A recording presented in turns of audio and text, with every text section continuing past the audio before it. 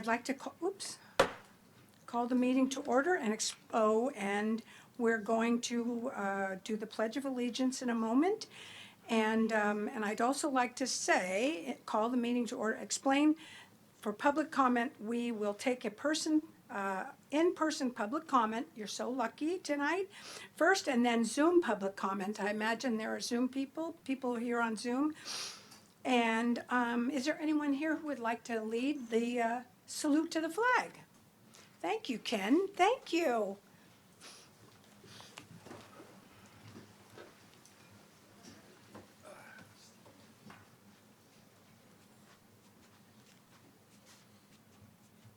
I pledge allegiance to the flag of the United States of America and to the republic for which it stands, one nation, under God, indivisible, with liberty and justice for all. Amen.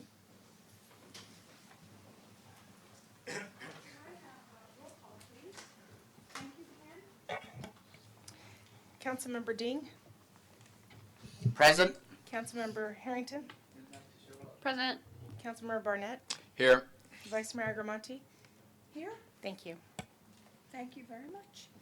Public comment. So we are going to have, as I said, public comment for virtual meetings, and we were not in a we weren't in closed session, so there's nothing to report out for.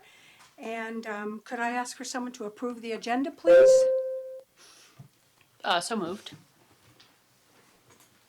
I second. Roll call, please. Councilmember Roll Ding, call. Yes. Councilmember Harrington, Yes. Councilmember Barnett, Aye. Vice Mayor Agramonte. Aye. Thank you. The motion carries unanimously. Oops. At this time, members of the public may comment on any item not appearing on the agenda. It is recommended that you keep your comments to 3 minutes or less under state law unless otherwise permitted under the Ralph M. Brown Act. The merits of the matters presented under this item cannot be discussed or acted upon by the City Council at this time. For items appearing on the agenda, the public will be invited to make comments on the item at that time when it comes up before the council for consideration. Upon being acknowledged by the mayor, begin by stating your name, and I believe, it also includes your address? Normally, yeah. Because I haven't been hearing that lately from Zoom people. We had actually taken it off at one point of the agenda, but it's up to you guys if you want to have it on or Okay, not. thank you. So at this time, are there any public comments? Something that is not on the agenda. If you'd like to stand, come to the podium, introduce yourself.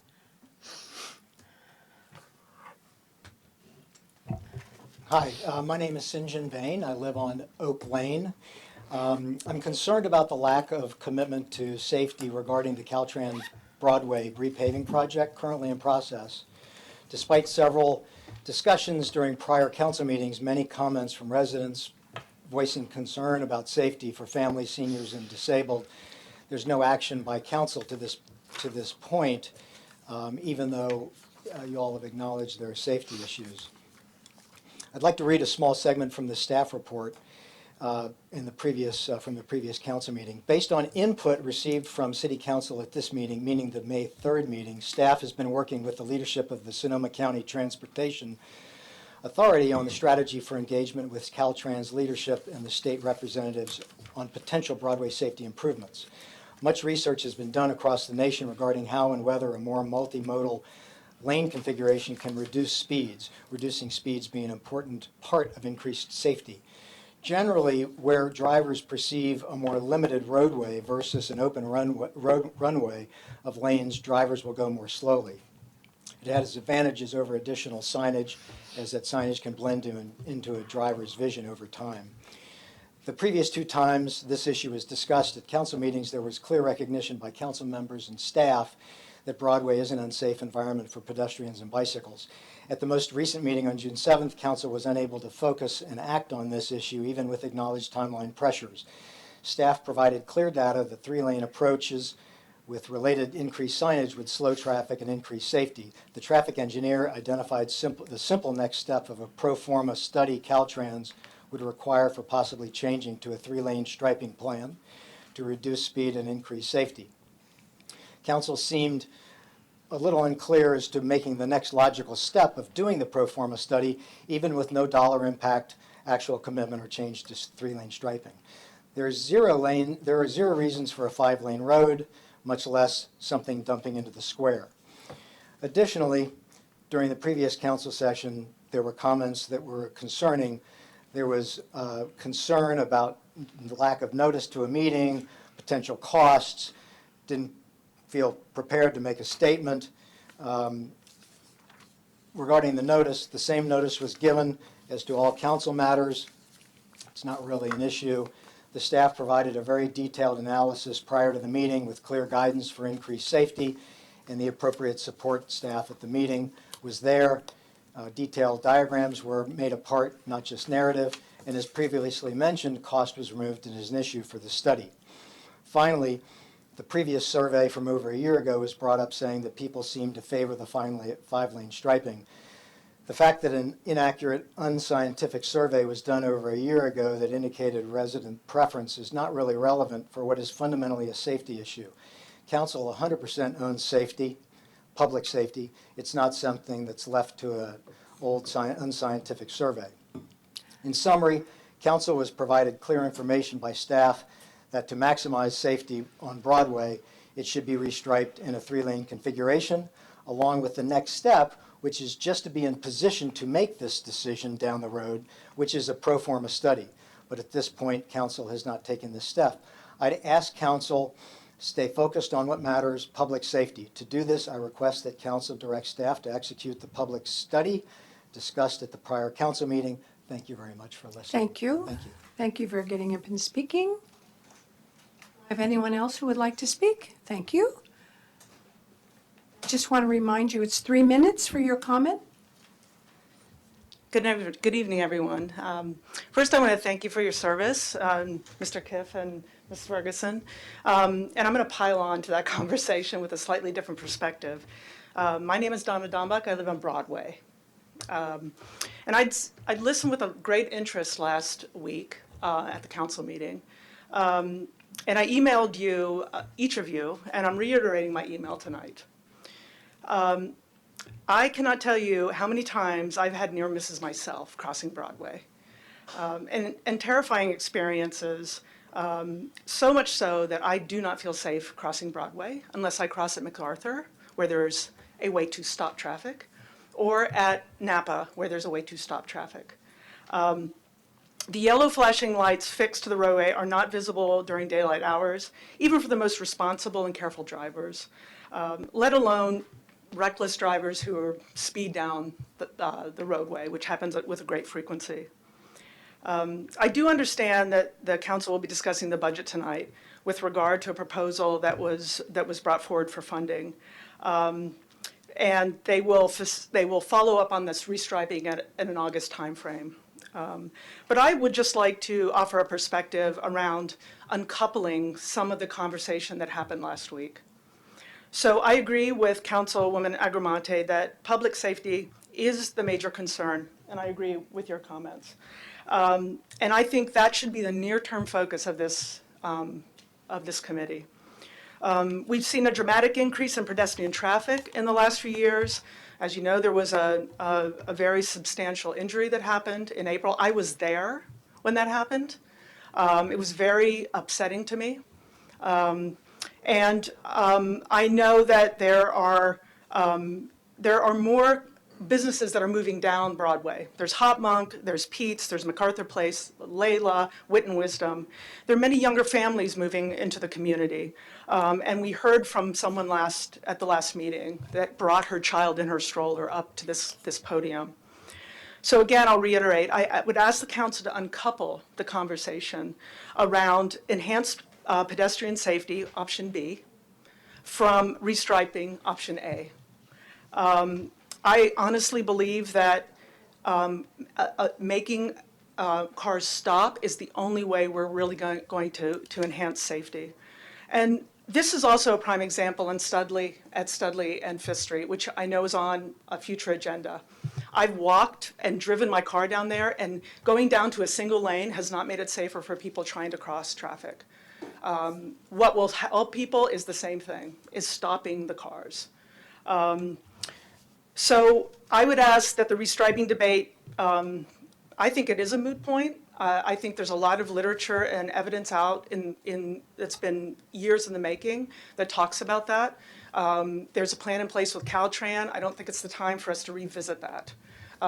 If there's a future for putting in pedestrian or visioning Broadway, I would ask that we put that into a future topic and actually have the discipline to create the funding for that. So I appreciate your time and for hearing me out. Thank you.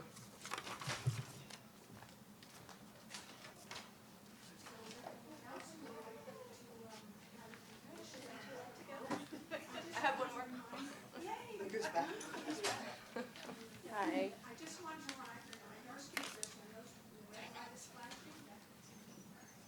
Sorry. Remind the speakers when the red light is flashing, that means your time is up. Thank you. Thanks for coming again. It's on. It looks like it's on because it's red. Thanks. Hi, I'm Jean Louise Camus again. Jean Louise Camus is my daughter Charlotte. My son was going to come, which is the double, but this doesn't fit down most of the sidewalks in the city, so it's good for on the roads. So I'm on the roads a lot with this one. And last time I was here, I asked you guys to do something. I'm asking you guys again. I think last week you had the chance to do something, and I would like you guys to put it on the agenda today, make a nice little vote. I think we need to refer back to Caltrans' best practices here, Caltrans' own recommendations, and get this done this year, please. You know, the study was done. It was Caltrans' best practices. I don't know how many times to say that. So. Also, a side note on the budget, you guys should get paid more so we can encourage more people to work for you guys, work with you guys. Sorry to see you leave. That's all my time. Thank you very much. Do we have anyone else who would like to speak?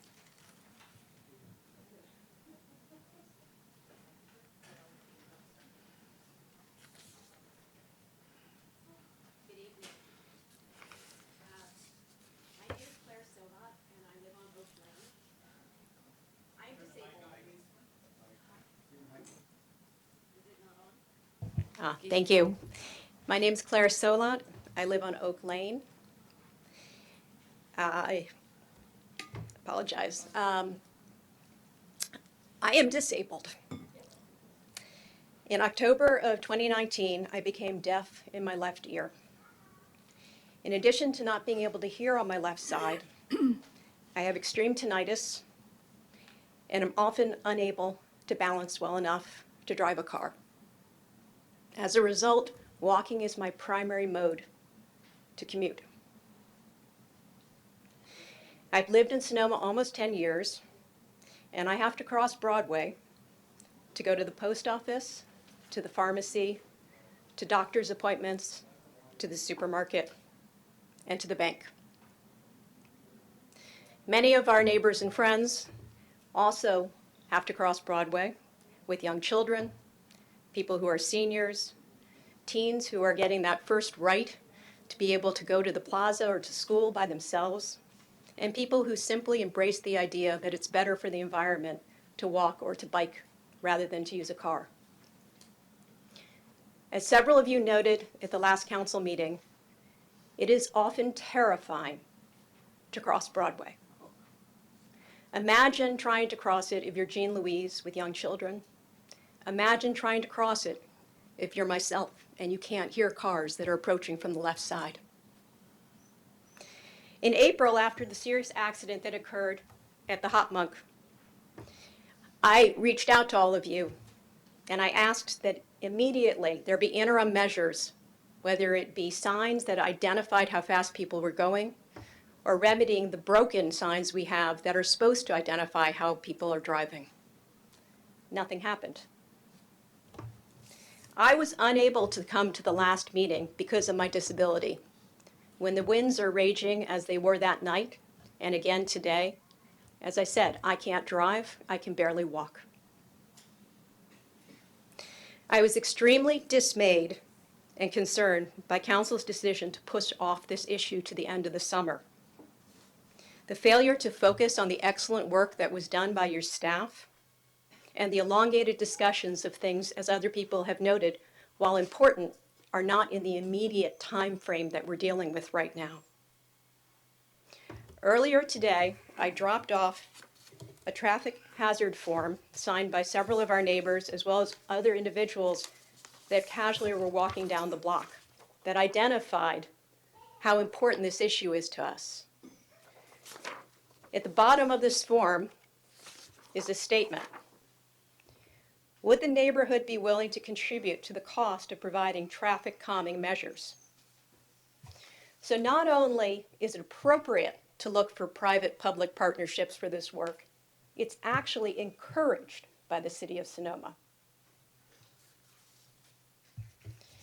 Tonight, I'm going to renew my request that this issue be expedited and that it not wait until August.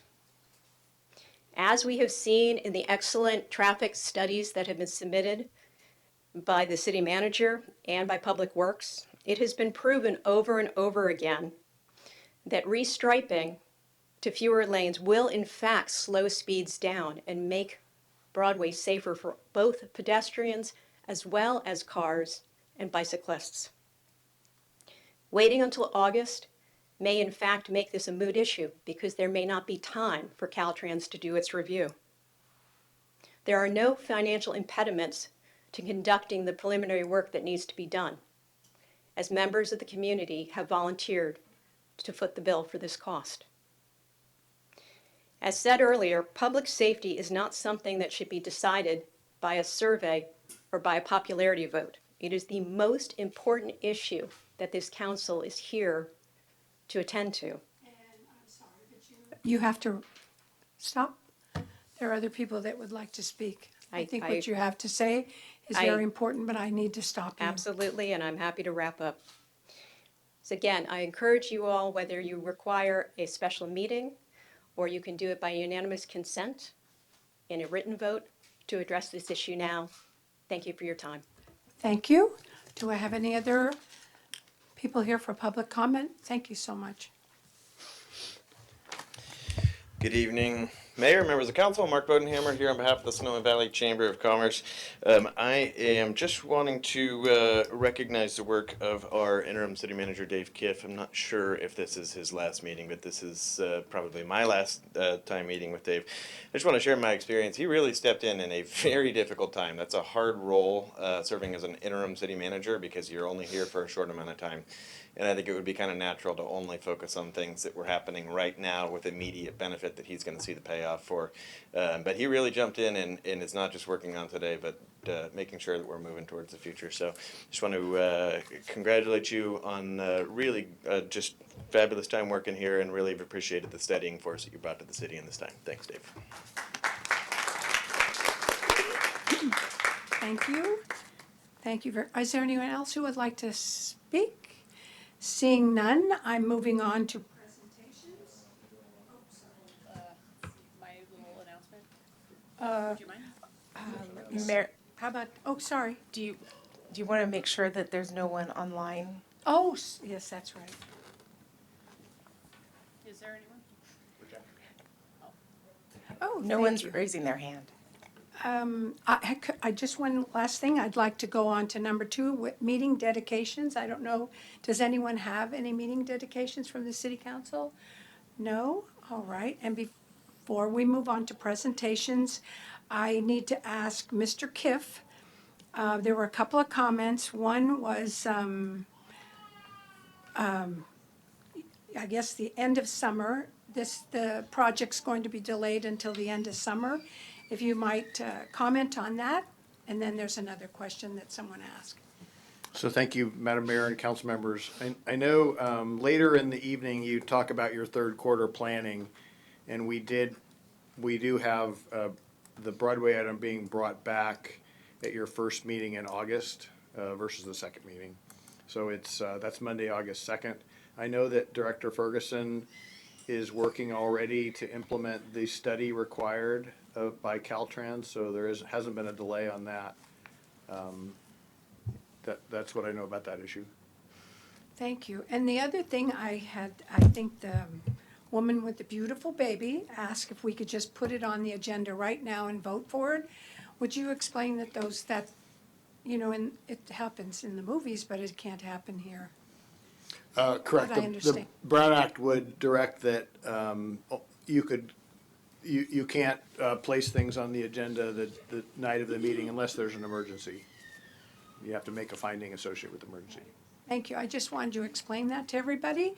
And before we start into presentation, May I ask a brief question? Sure, absolutely. So the Caltrans study is in the process.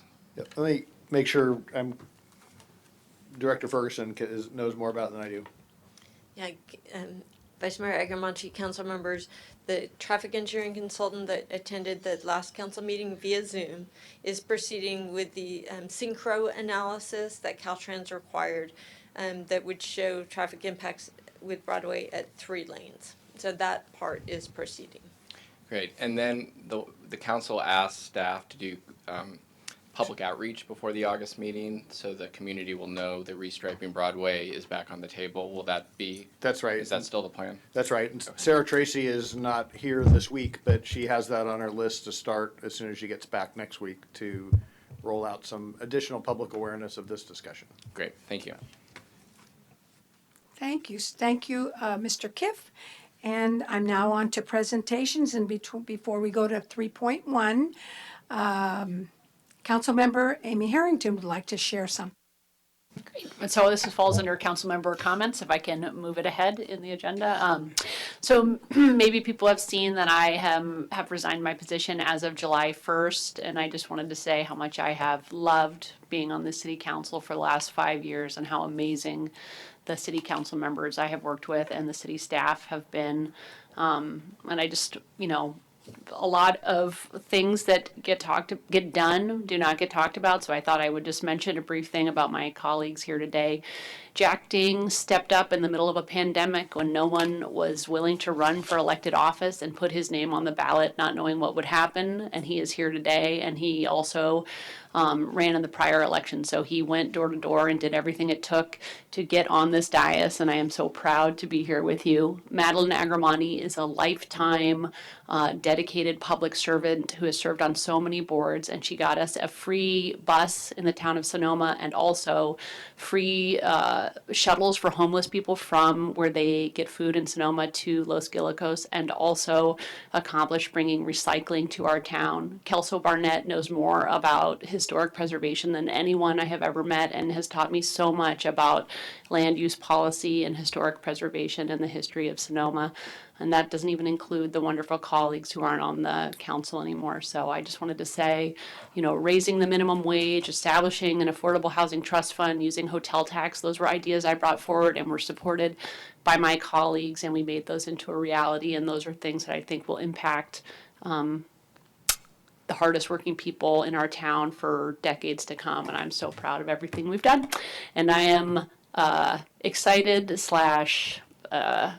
horrified that we have to go through the budget tonight because it's going to be a long process, but I'm looking forward to this last bit of good work. Thank you. And just to ask you, I believe you said July 1st. July 1, yeah. Thank you. So let me see. I think we're moving on to 3.1. Presentation regarding July 4th fireworks show from Fire Chief Steve Aker and SVFA representative. Mayor, council members, staff, and community. Thank you for having me. Steve Aker, I serve as your fire chief, and I'm also a member of the Sonoma Volunteer Firefighters Association. Tonight I'm here to provide the community and council with an update on our planned fireworks show.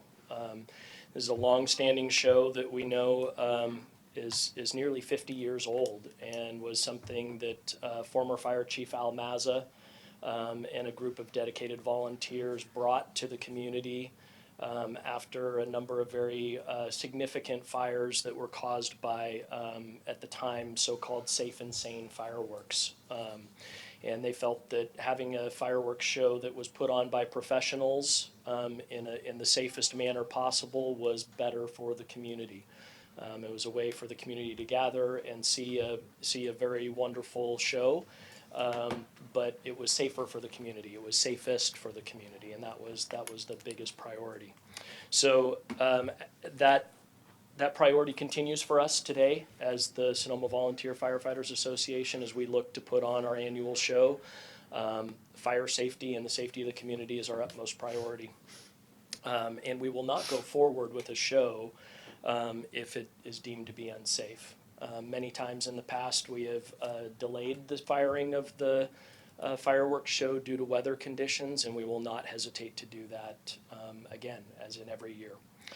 Tonight, I'm joined by Battalion Chief Bob Norbaum, has about 40 years of service here in the Valley, and has led our fireworks and 4th of July celebration for the last few years. He was instrumental in the Volunteer Firefighters Association taking over the whole 4th of July event when the community center could no longer do that. Also joined by Captain Joe Neely. He's a volunteer with us, has been for over 20 years serving our community as a volunteer.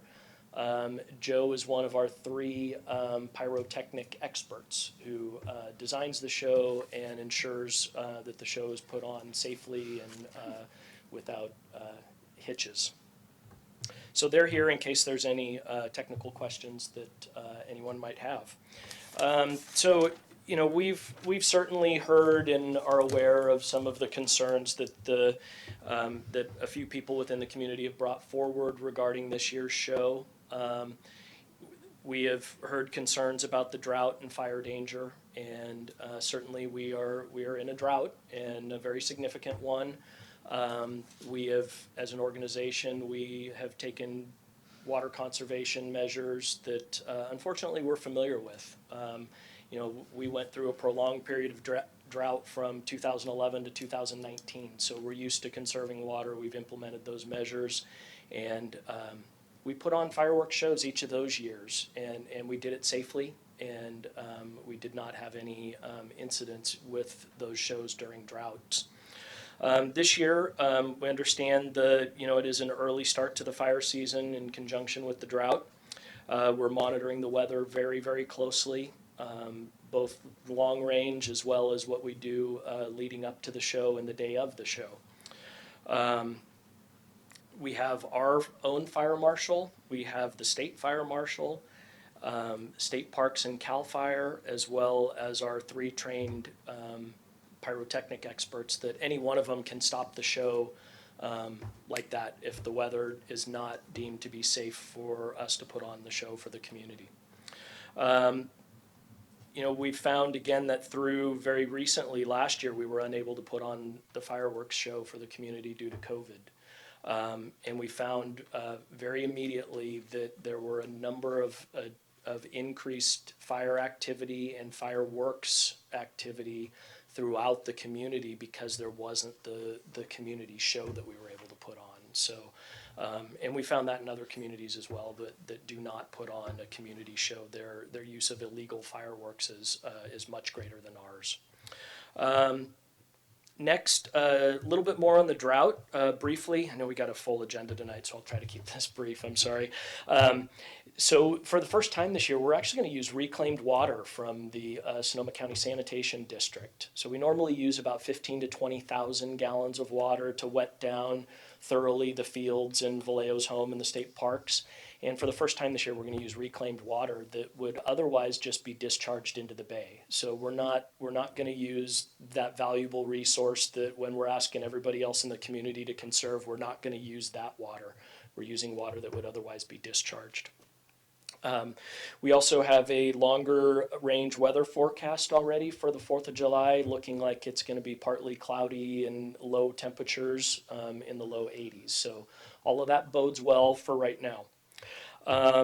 We also are very aware of some other concerns within the community. We know that there's people that are sensitive to loud noises. We know that there are people that, both as a community and as individuals who, you know, have impacts from what we went through as a community in 2017. And then we were reminded again last year with the glass fire that came pretty close to our community as well. As an organization, we're very, very sensitive to this, and we acknowledge it. during 17, we had members of our organization lose homes and have to be evacuated for long periods of times. And so we felt that personally as well. And so we're trying to do our best to address those concerns by giving out as much information as we can to the community about having the fireworks program and allowing community members to take any measures that they feel they may need in order to address some of those sensitivities. And the last thing is very related to that, but we know that pets are a very important part of people's lives and parts of their families, and we've heard some concerns about pets with the 4th of July, with the fireworks, and how that can have impacts on them. And again, we're sensitive to that and try to get the information out and just encourage people that if they have pets that are sensitive, to work with your veterinarian ahead of time and come up with a plan in a way that you might be able to address that and make sure your pet's comfortable and you're comfortable as well. Lastly, we will continue to monitor the situation, and again, the community safety is our utmost priority, and if it is deemed that the weather is not conducive to putting on the show, we will definitely make that adjustment. So happy to answer any questions. Do you have anyone from the council? Have any questions? I have a question. Obviously, we didn't have the show last year due to the pandemic. Since the show started, excluding last year, has it ever been canceled due to fire season or drought? It has never been canceled. It has been delayed a number of times because when we put up those first couple of fireworks, it's a little bit of an attention getter that let people know that, hey, the show's about to start. But it also serves a very, very important function. While we're constantly monitoring the weather, those first couple of shells allow us to see what the winds a little bit higher off of the ground are doing, and so we can see firsthand what those impacts are. While we monitor the weather report, of course, for winds aloft, that actually gets us eyes on something that lets us see what that is. And so if something, is cause for concern, the show can be immediately canceled? Absolutely. Okay. Absolutely. Okay, Yeah. thank you. And we'll work with the company that provides us with the fireworks to work with our association and see if there's a possibility for it just being rescheduled on another day, or if it just needs to be canceled for the year. Anyone else have it? Thank you. Just some technical details. How high up in the air are the shells when they explode? May I turn it over to our expert? So, introduce myself again, Joe Neely with the fire department. The rule of thumb for aerial displays is based on the diameter of the shell. We shoot shells ranging from 1 inch to 8 inches in diameter. And the altitude that they go up is 100 feet per inch. So the maximum is 800 feet. Oh, wow, okay. So, what is the range then? Sorry, the range of 100 altitudes. to 800 feet. So they're between 100 and 800 feet in the air. Right. The majority of our shells are 6 inch and lower. I mean, you're doing some math. I have to just ask for like the simple. So then, in terms of evaluating if something is a fire risk, could you briefly say, when would it present a fire risk? What are the facts? Like if it's windy, then it will blow. How do you determine whether or not it's risky? Yeah, wind is the major factor there. We have a cleared area around where we shoot off the fireworks, and that is designed to capture all the fallout from the fireworks. And that area is wetted down, like the chief said, and we also have firefighters stationed in that field. So that is the fallout zone that all the fireworks are supposed to fall into. Okay, so if it's still and it looks like they're going to fall into the zone, then you're fine. But if it was windy and it looked like it was going to go somewhere else, then you would have to cancel it or consider canceling it. Right. Okay, those are my questions. My question is regarding water. So how much water, Thank you, Joe. how much water, yeah, you mentioned in them, 20,000 gallon or Roughly 20,000. Roughly? Okay. 20,000 gallons. We'll use as much water as it takes to make sure that the fields are saturated, so they're wet enough that if a shell were to land outside of that initial launch zone, that it wouldn't catch the grass on fire. That is the same day or one day before or? Same day. Same day? Yep. Okay. That is for sure from our sanitation water treatment. Yes. Okay. Thank you. You're welcome. Thank you. So Chief, my issue, of course, I asked from the beginning if you could do what you're doing now, if you could share some of those facts with people. People are worried, and you said a few. I know I answered between 30 and 40 emails, so I'm sure, and I didn't get them all. I'm sure that's not just to me. But my concern is that I reached out to you and I got nothing. I was not contacted. So I started asking why, and I realized you don't work for us. You contract for your services. We contract for your services. So I didn't feel that there was a compassion for the people that I represent here in Sonoma. These are residents. There's no one that can question your ability. I know that you go beyond. I don't have the kind of strength or courage you all do. But here is what I wanted. I wanted some type of a social media that somebody would explain those same things to people so they wouldn't be so scared. You would have said on that day, and you did offer, I think in the manifesto that was put into the letters to the editor, there were a lot of details, and there was no social media that shared a lot of the things that you've discussed. I think those are really important, especially when people are scared. I am freaked out by the smell of smoke. Wind is making me nuts because I always think something's going to happen. So that's what's going on. We're not we don't have your expertise, so we're out here just, hoping to God nothing happens. The other thing I realize is that we are only one of two cities. I don't know, I think Petaluma may do that, may have a show as well. I don't even know what other cities might be doing this. I know some have canceled, a few have canceled. So what happens when we're the only show in the county? Even though you're not going to allow people on the field, they're coming here. They're gonna park in the streets. They're gonna do whatever, they're gonna be here to see that. And because it's such a height, people are gonna be parking on our streets. They have every right to do that. So what does that mean? If we're gonna have a lot of people here, we need security for those people. If there is something that happens on July 4th somewhere else, a big fire, that security's gone because they're going to an emergency.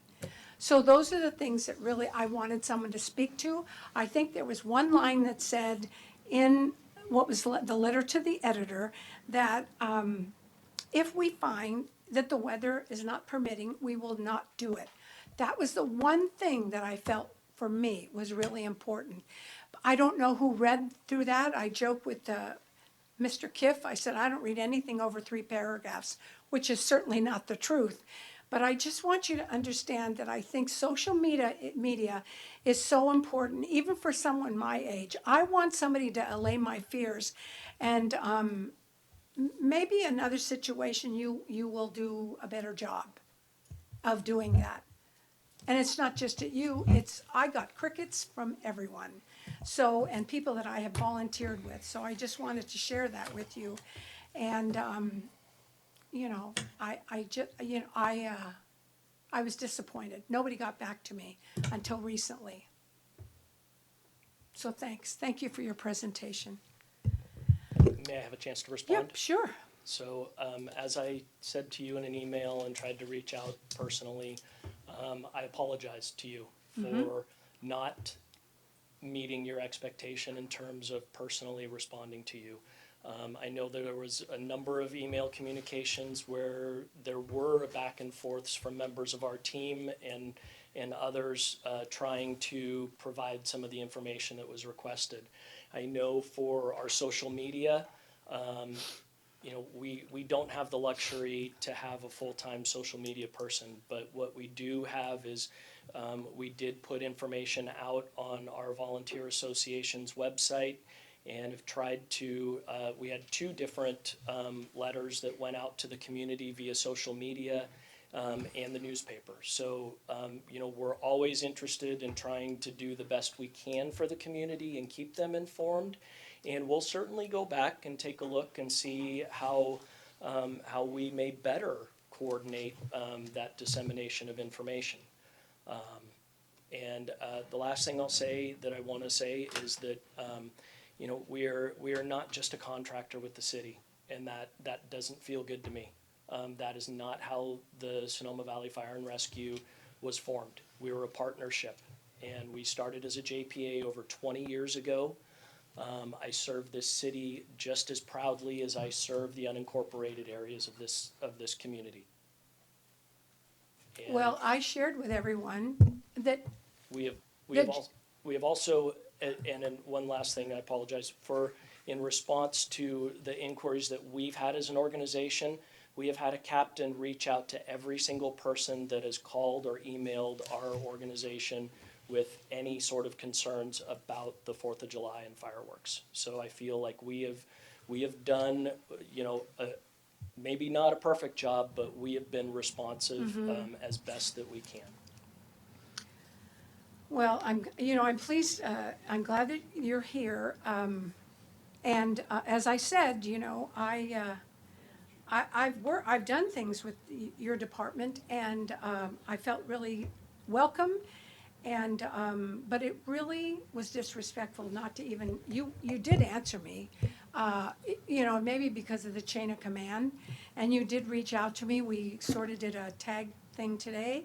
And I just want to say thank you for doing what you're doing. And maybe you should consider finding out more about how to work with social media. Because everybody said, well, you must be on Nextdoor. I'm not on Nextdoor. These are actual people who have emailed me, who were scared. You know, so thanks. Thank you very much for coming. Hey, Matt, I have a quick comment also. will you go first? Well, I was just gonna say that, if you don't mind, that, historically, or at least the 5 years I've been on here, we've relied on volunteer organizations to put on the 4th of July and really organize it. And so I don't think we have historically been involved. And so maybe that's different, and maybe the council wants to have more involvement. I know that we got updates maybe about the parade or the fireworks, but I don't remember historically receiving any reports. That's not a criticism. I'm saying this year was the same as every other year, which is you guys take care of it. And now it could be that because of the situation we're in, people want more information. So I think probably you did the same thing that's happened the entire time I've been on the city council, which is you guys were just taking care of it. And now, you know, the community has some concerns which are valid and make sense and were addressed here. And so maybe we just need to figure out, like, when those concerns come up, you know, what is a good way that we can partner together to support each other, these 2 organizations that, you know, are partners, and make sure that we have a unified voice going out about what we're doing. And I think maybe this year is just a little bit different than other years, and so we need to come up with a different protocol going forward. But I think, you know, that's what I assumed happened, is because I don't think we were involved. I don't remember ever being involved in planning the 4th of July or the fireworks, and I think, yeah, maybe this year is just different because of the drought and the fires. And so that's sort of my take. I think that it's totally legitimate to ask for a new form of communication or more communication, totally legit, but that I think is a new ask, because previously we just said, please handle it for us. Thank you. So. And that has absolutely been the history. It's always been, especially the 4th of July fireworks show, has always been the volunteer association's purview. The partnership with the city has been over the plaza celebration and the parade when we stepped in when the community center was no longer able to do it. Yeah, probably like anything that changes, there's like a few, you know, rough edges to get worked out, and I'm sure, you know, we can do it, so. Yes, I just had a real quick question I forgot to ask. I love the traditional fireworks, but moving forward, has there been any thought given to perhaps adding some sort of like laser show? Like, I know that on social media that was discussed quite a bit, that would, you know, obviously reduce fire danger, reduce, you know, the effects of a drought environment. Perhaps add some of that. Obviously, we can't do that this year, but is that something the Volunteer Firefighter Association has considered moving forward. Entertain cats. Correct. We have not specifically had that discussion on tasers. We're always looking for ways to improve the show Yeah. and to keep up with the latest technologies and opportunities. So I'm sure that that's something that we Yeah, can it just look seemed at like in an the future. interesting idea, maybe just a compliment and maybe reduce some of it. But I do want to thank the Vice Mayor for inviting you here. I think it was really important that the community hear this. I also want to thank you and your organization. Growing up, the fireworks was a highlight every year as a kid here, and since I've become older and had friends from around the state and around the Bay Area come to Sonoma on the 4th of July, they're just so impressed with our fireworks show, and they can't believe such a small town puts on something like that. And so I want to thank you and all the good work you do. And I think it was really important to have this discussion. And I have full faith and confidence in your organization that you will execute a fantastic and safe show as you do every year. So thank you. Thank you very much.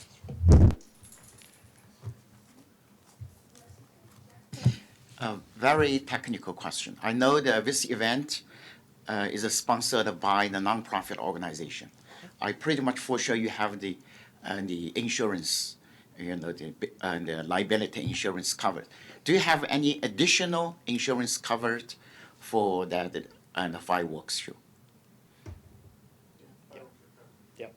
It's all part of our association's policy.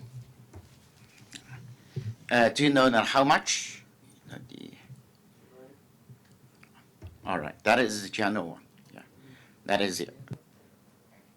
So I would like to reveal, Councilmember Harrington, Yes.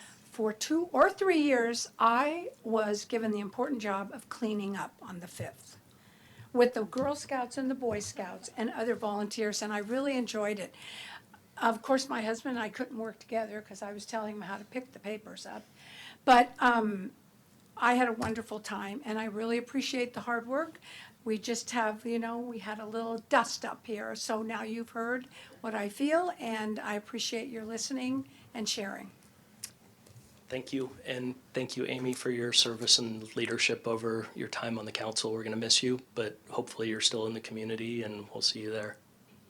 And thank you, Dave. I'll echo Mark's comments. Appreciate your leadership as well. And happy birthday to my daughter, Ellie. So I believe I'm on to 3.2.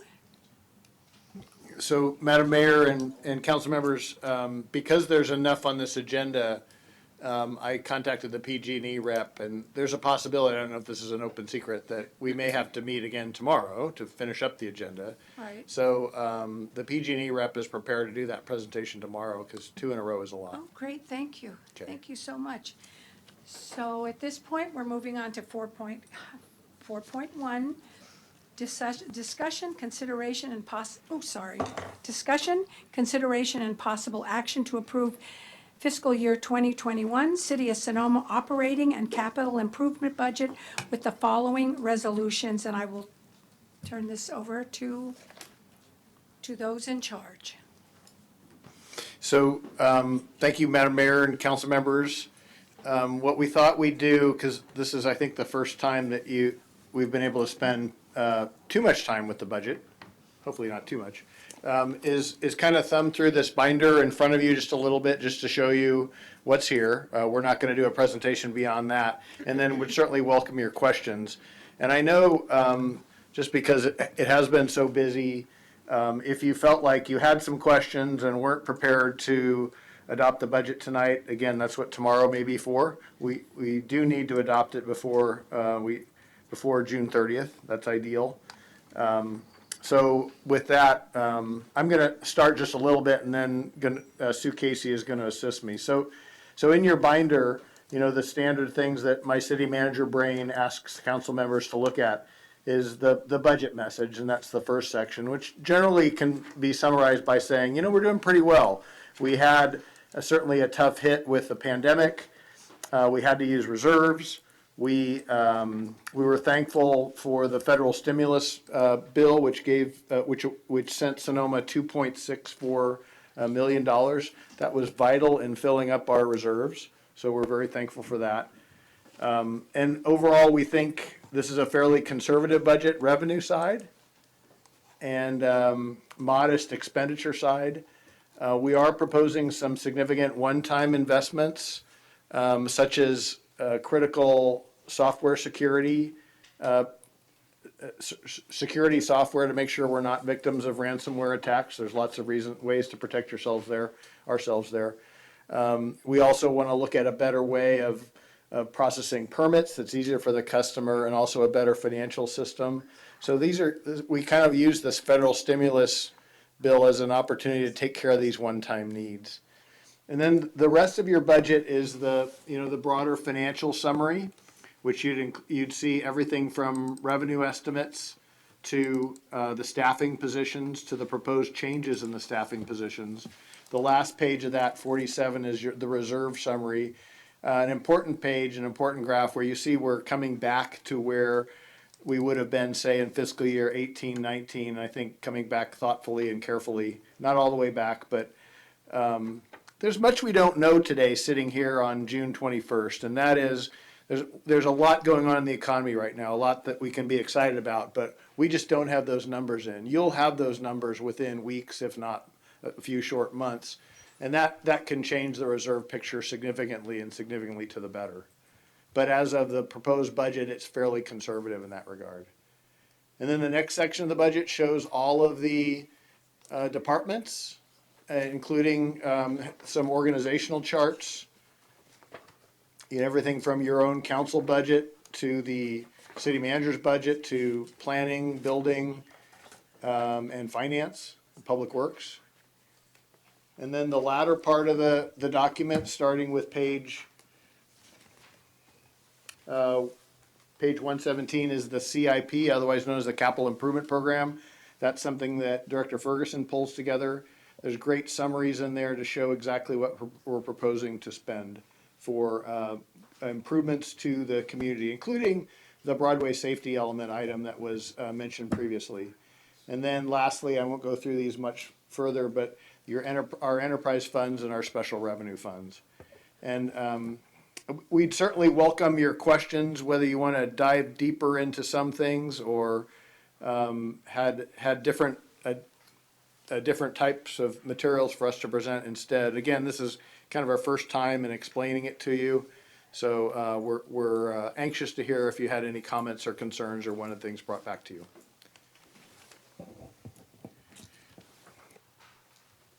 Can I ask a question?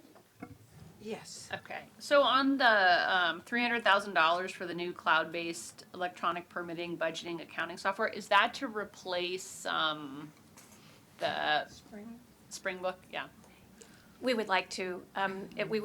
Springbrook has been, it's been sold, it's been bought, and it's back to a private company now. But the support is just not what it used to be, or really it's deteriorated. And the budgeting software that we actually implemented this year, it's called Extended Budgeting. It was helpful for this year, but when we actually, Jenna Burrows, the Deputy Finance Director, she actually input everything last year manually, put it all in, and it was helpful because you could look actually online to see what the details were for the budget.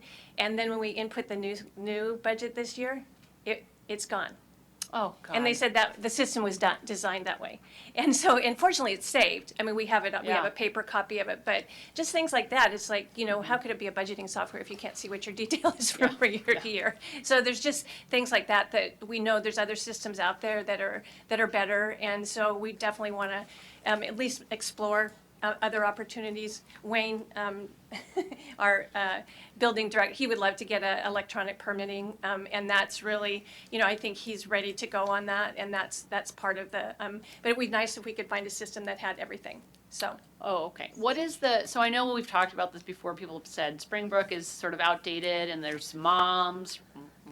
It's not around anymore. Moms. Not around. That was our what do you know? What is the best practices, software? Yeah, there's actually, there's several out there, and many agencies. Actually, I know all of Napa County. They all went in together, all the cities, and they went with oh, the name's escaping me. Tyler or somebody? Tyler. And they do have, they have modules for each system, but, and I've looked at that.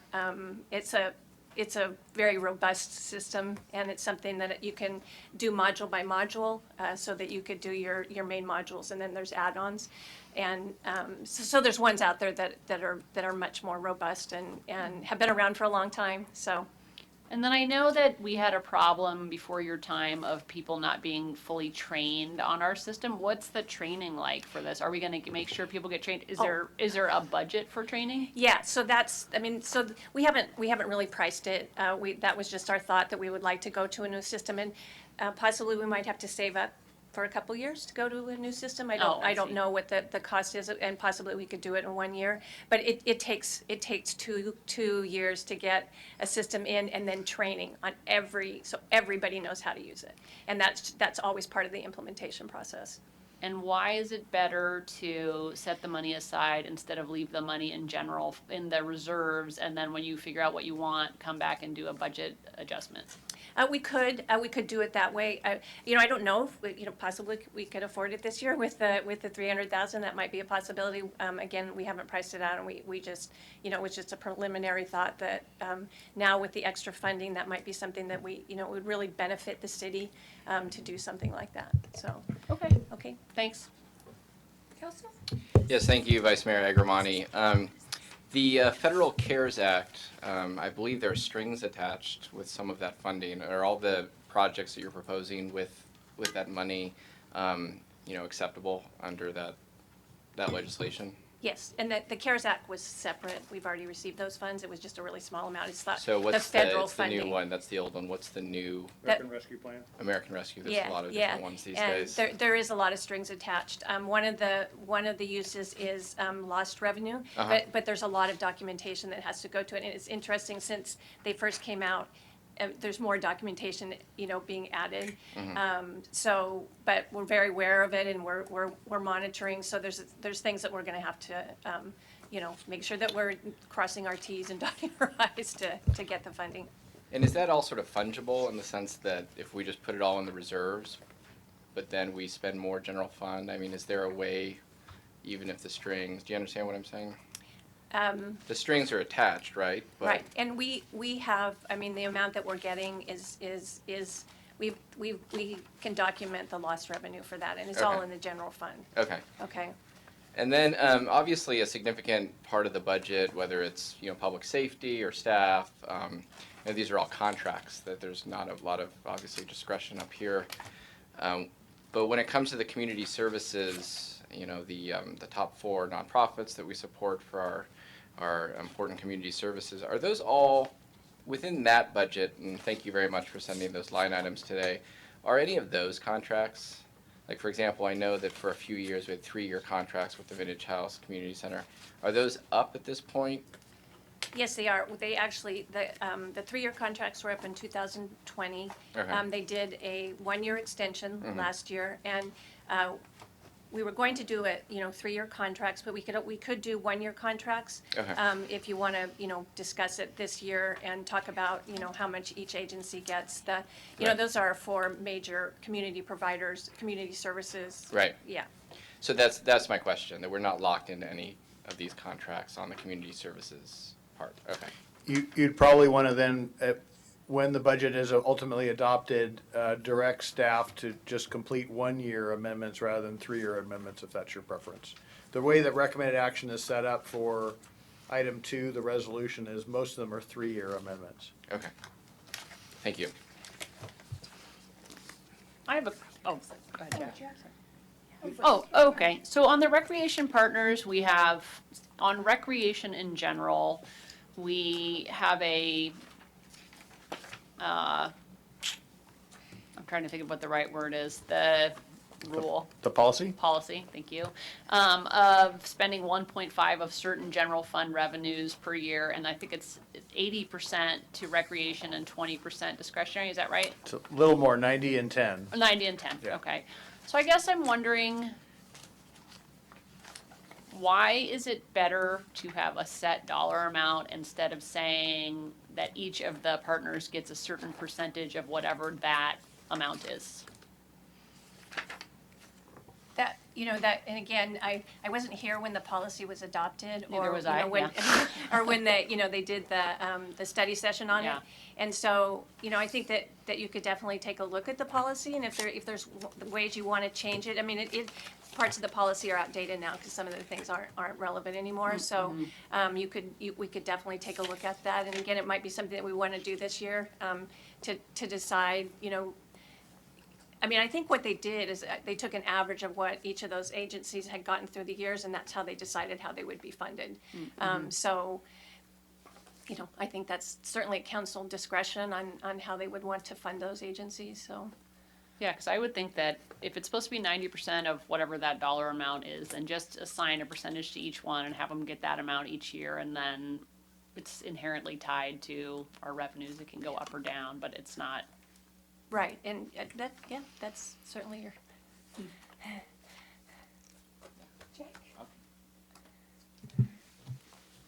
Since pandemic, we have the running the city in the deficit. How much money and we spent from the reserve fund? Roughly, because last year that is a half year, right? And that's 2019 to 2020. So we'll have, Councilmember Ding, we'll have some actual information for you for 1920. Yes. We'll have some estimated information for you for 2021, because remember, we talked about the lag in revenues. TOT and sales tax will lag. We won't know what really happened on June 30th until probably September 30th. So, that is right, yeah. So what Sue will give you in just a moment is an estimate of where we think we're going to be, but I think we're being overly cautious in this number. Okay. That means 2019 to 2020, we already got the number because the fiscal year is still is closed. 1920 we'll know exactly, and Sue will give that to you. Yeah, but on the paperwork, I didn't see exactly number. Oh. For example, So yeah, it's- that is confusing me. It's in the budget message. Let me thumb On through that the- with you. That is the page number 4. Page number 4. Yeah, in the middle, and now estimated. I don't think we use the proper word. Oh, your for point estimated. is that should be final. Yeah, should be in the final. If it should be, You're right, Mr. Yeah. Ding. Yeah. or not a final, saying the actual. Right, so, I just want to caution on if you say final, because the numbers have not been we're in the middle of the audit for that year, so, we're still saying estimated only because we don't have all the, audit. There could be an audit adjustment that may happen, so. That is possible, but based on recent 4 months ago, we had a meeting with the audit company, right? We just made changes, 4 or 5 places, not significant. So pretty much for sure, on this budget report, I would suggest we can use actual. Maybe it is not a final, but actual. That is more accurate, more solid. And if we got an audit, and then that is a certified report, we may come back to do some adjustments. This kind of possibilities are very, very low. Based on the last time, Agrimonte and I went through with the auditing company. No significant numbers in the change. So I think number here, how much reserve fund and we spend. Yeah, I hope we can use actual number. Not certified, but the actual number. Here we still use a rounding number, 660,000. That doesn't make sense. I think where you're going is appropriate. We could probably figure out a better term, but remember the audit that you folks reviewed is 1819. 1920 is still out there for us. That is right. I Right. just based on our previous practice. Yes. Because I no see your point. significant amount of change, assuming we don't have significant amount of change. But right, because the book is closed already 1 year, Yeah. we should tell the people exactly how much money we spend from the reserve fund. Okay, I appreciate that comment. Thank We you. can make that change in the final budget. Thank you. Are there any other questions before we take this, so. Well, Oh, do we have a rough number in terms of the total amount that we dipped into the reserves since the pandemic started? A rough number? Yeah. I mean, That's all. Rough's fine. yes. In my mind, I'm sorry, my computer crashed. It's got this weird, so I had all these notes on my computer, and it's Yeah. gone. I don't know Okay, what well, happened. we'll get the financial software, it's fine, yeah. Yeah, That's the exactly. theme of this budget.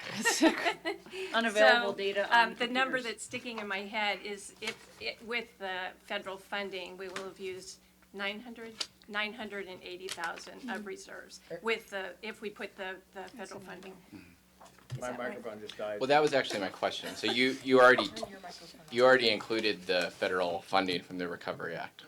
Because aren't we getting 2.6 from the Recovery Act? Okay. Yeah, and that's for 21, It- 22. If you look at the first year that we dipped in, Yeah. which was 1920, right. and then the current year, Right. and then the year in the proposed Three. budget by the time June 30th next year 2022, arrives, yeah. including the federal subsidy, we should only be down about $900,000 throughout the whole pandemic. But if I were a betting man, and I'm not, and I can't project what it's going to look, I think that number is going to be closer to 500,000 or 600,000, just because there's a certain amount of revenue that's coming in right now that we're not making an assumption about, because Right. you see it in the plaza. conservative, right, yeah. Exactly. So without that, I'm just trying to without the American Recovery Act. Right. That was just passed this year, 3.5. 3.5, yeah, Okay. yeah. So that was certainly a godsend for a community like Sonoma Yeah. that relies so much on hotel bed tax and Yes. sales tax from beverages and eating out. Thank you. Anyone else? In terms of new FTEs, is the only new FTE proposed, what are they? What are the new FTEs that are proposed? I know there's one for the city clerk's office, but are there others?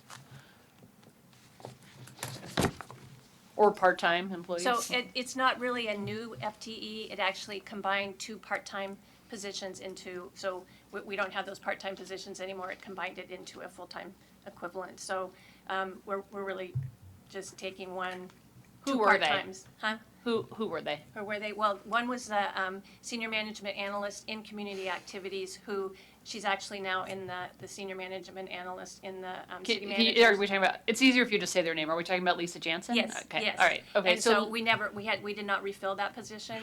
Okay. And then we have the part-time clerk in the city clerk's office. And Who is that? That is Latanya. Latanya. Okay, so we had Lisa Jansen, who moved into a full-time, and we have part-time Latanya, and the proposal is, To a full-time management analyst. I am confused how that is not adding a half a FTE. Well, so we get rid of the half-time clerk. Latanya's position is gone. Yeah, and then Okay. we get rid of the half-time senior management analyst in the community activities. Uh-huh. And that, I mean, it was an approved position, so instead of filling that, and instead of, having the part-time clerk in the city clerk's office, then we make it into one full-time. But we had a full-time senior previously. What happened to that position? Lisa took that position. So why do we need to make a new one? Well, because, I mean, Well, the argument made to me, which resonated with me, was especially it relates to Records Act requests and records retention. We need to stay ahead of that because of what is a fairly significant increase in demand in that regard. So this is envisioned as a position that assists the city clerk. Okay, so now I got confused. I'm sorry. I thought we were talking about Lisa Jansen. So Lisa Jansen moved into I'm sorry to just refer to people by name. Lisa moved into the position when it became vacant. yes. And then Latanya, So Lisa took, I can't think of Erica's spot. right, Yeah. yes. And then her halftime, she was contract, and then her halftime position became open, but she's doing a lot of the work she used to do. Right. Still. Yeah, and it wasn't contract, she was actually made into a part-time employee. No, I mean, originally it was contract, then that became unlawful, then she became permanent. Yeah, Yeah, yeah. yeah. And which full-time, yeah. Right, and so, and some of the other duties besides, you know, I mean, it would be nice to have a backup clerk if we, you know, so. So, and then Latanya, she resigned or? No. No, she's, So her position is, so we're talking about adding, where is the available position that's, we still are gonna have Latanya and also one new full-time employee? No. So I'm just confused, I'm no, sorry. we wouldn't have Latanya anymore. We would actually go out and. So Latanya would lose her job and then, and a new person would be hired is the well, proposal. right, and actually. I just wanna be clear about what we're talking about. We would recruit for the position, we're hoping that Latanya would fill that position. She's eminently qualified for that position. Yes. Yeah, okay. All right, okay, good. We're I'm not, we're like, not pushing her out and saying we're getting somebody else. I got it. Okay, so you're basically talking about making Latanya's job full-time. Yes. Is that correct? Yeah. Without the names, yes. Okay, all right. And for whoever applies and is the most qualified, but it's Yes. that job that she does would be expanded to full-time. Yes. Yes. Okay, I see. Okay, I'm sorry, that was slow for me to understand that. I just, Oh, right. No, And I was confusing. I'm glad you worked it, because I even asked Dave, and Dave said it was a little confusing also. I was So- like, who's on first? okay, so the additional cost is that you're taking, what is the increase in salary between the current halftime? What is the increase? I know there's a vacancy on the other side, Negative something? it's actually, we actually save money about. but we have salary savings on the other one because it's not filled. So what, in Well, terms of yeah, what is? So the total, like, if you, it's actually a salary savings of $2,000. No, I mean, we haven't refilled Lisa Jansen's prior No. position, so we have salary savings on that side. So if you don't include those salary savings, what is the increase in the city clerk's budget for increasing it to full-time? That's a lot of words in one sentence. It's, but- I think the increase is about 30, I'm rounding it 35,000, so.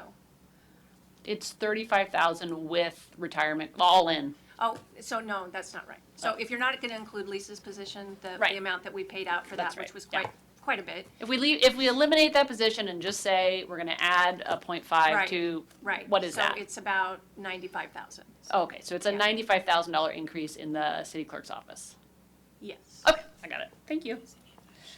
And are there any other proposed new employees? It might be, yeah. Not new employees, but know that we are proposing an increase to the contract with the sheriff. Yeah, of course, yeah. Okay. Yeah. But in terms of new full or part-time employees, there is only one proposal, which is what we just talked about, which it would cost $95,000 if you do not take into account the salary savings from the vacant position. Yeah, okay. Okay. I got it.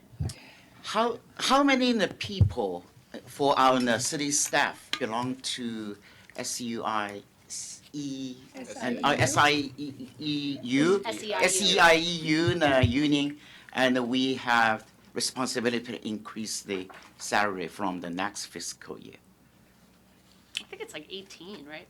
Or is it more Are you than talking about this fiscal year? The next fiscal year. Okay, we, the contract is up, so No, we I mean, will the be question is, negotiating next year. How many people are in the bargaining unit? Yeah. I thought it was I like, think it's 29 something or 30 something. I don't think so, because our total staff is 39.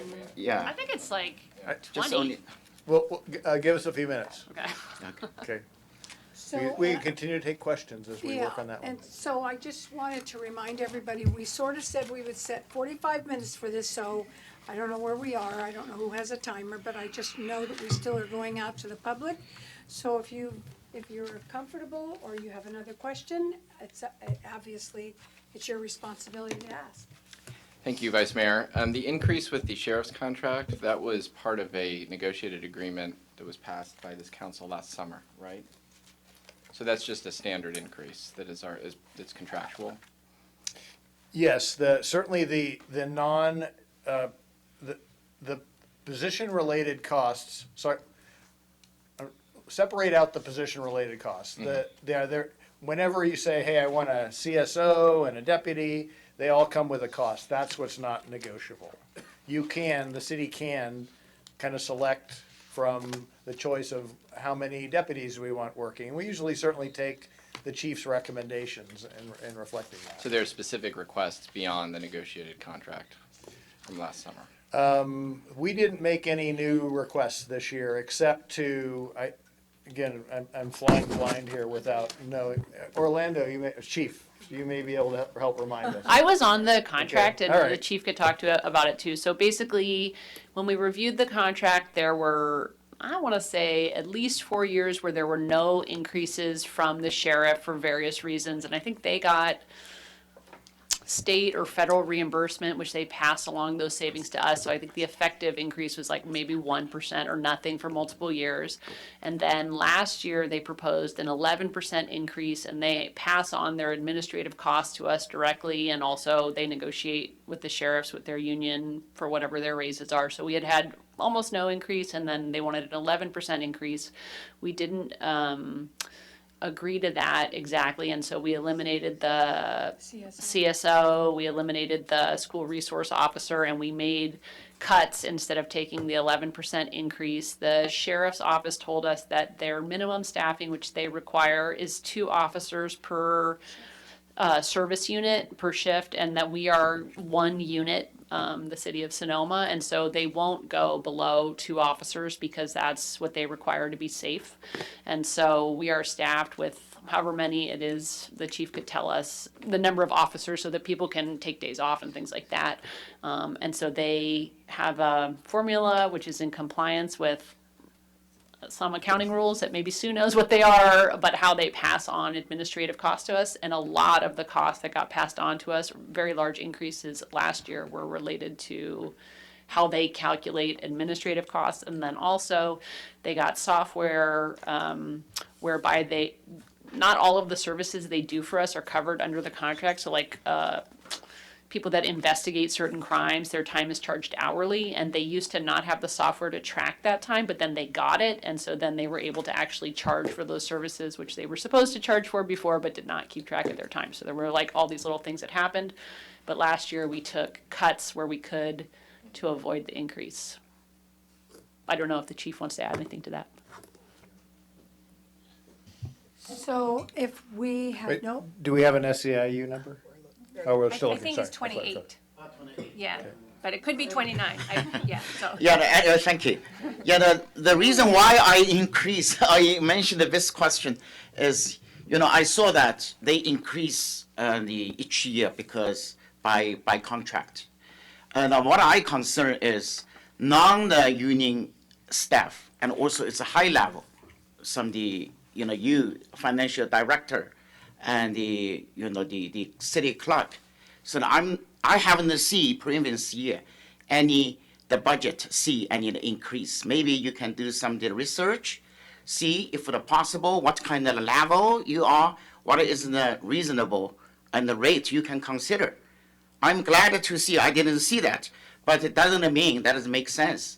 I really don't want to see out in the city just like a company running business and keeping high level executives in the the low level or extreme low level.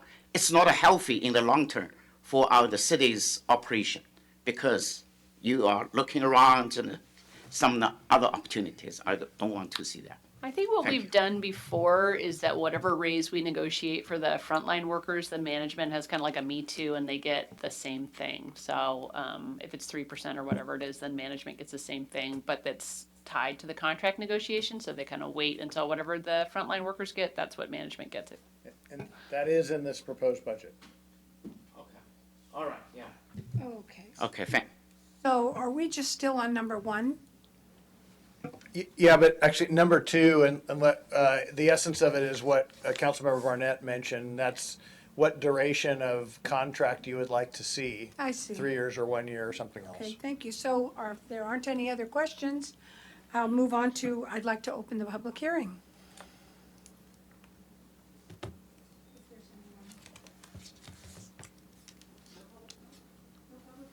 No public comment on this? If you get up here, Jean. None? Mayor Monty, when you do close the in person. It looks like we have one individual on Zoom that would like to speak. I'll close the in-person comments and open to the Zoom comments. It looks like Charlotte Hager is raising her hand. The community center. Yes, hi, can everyone hear me? We think we can, yes. All right, well, thank you so much to the members of the City Council. My name is Charlotte Hager, and I am the Executive Director at the Sonoma Community Center. And I simply wanted to take a minute or two to say thank you to the City Council and City staff for their ongoing commitment to support local nonprofits through the annual Community Fund Grant Program. The Sonoma Community Center is deeply grateful for our longtime partnership with the city to provide our neighbors with opportunities for enrichment and with programming that enhances the well-being of both individuals and the community at large. The Community Center is a unique and vital resource here in the city of Sonoma, and we are so grateful for the city's ongoing investment in the center.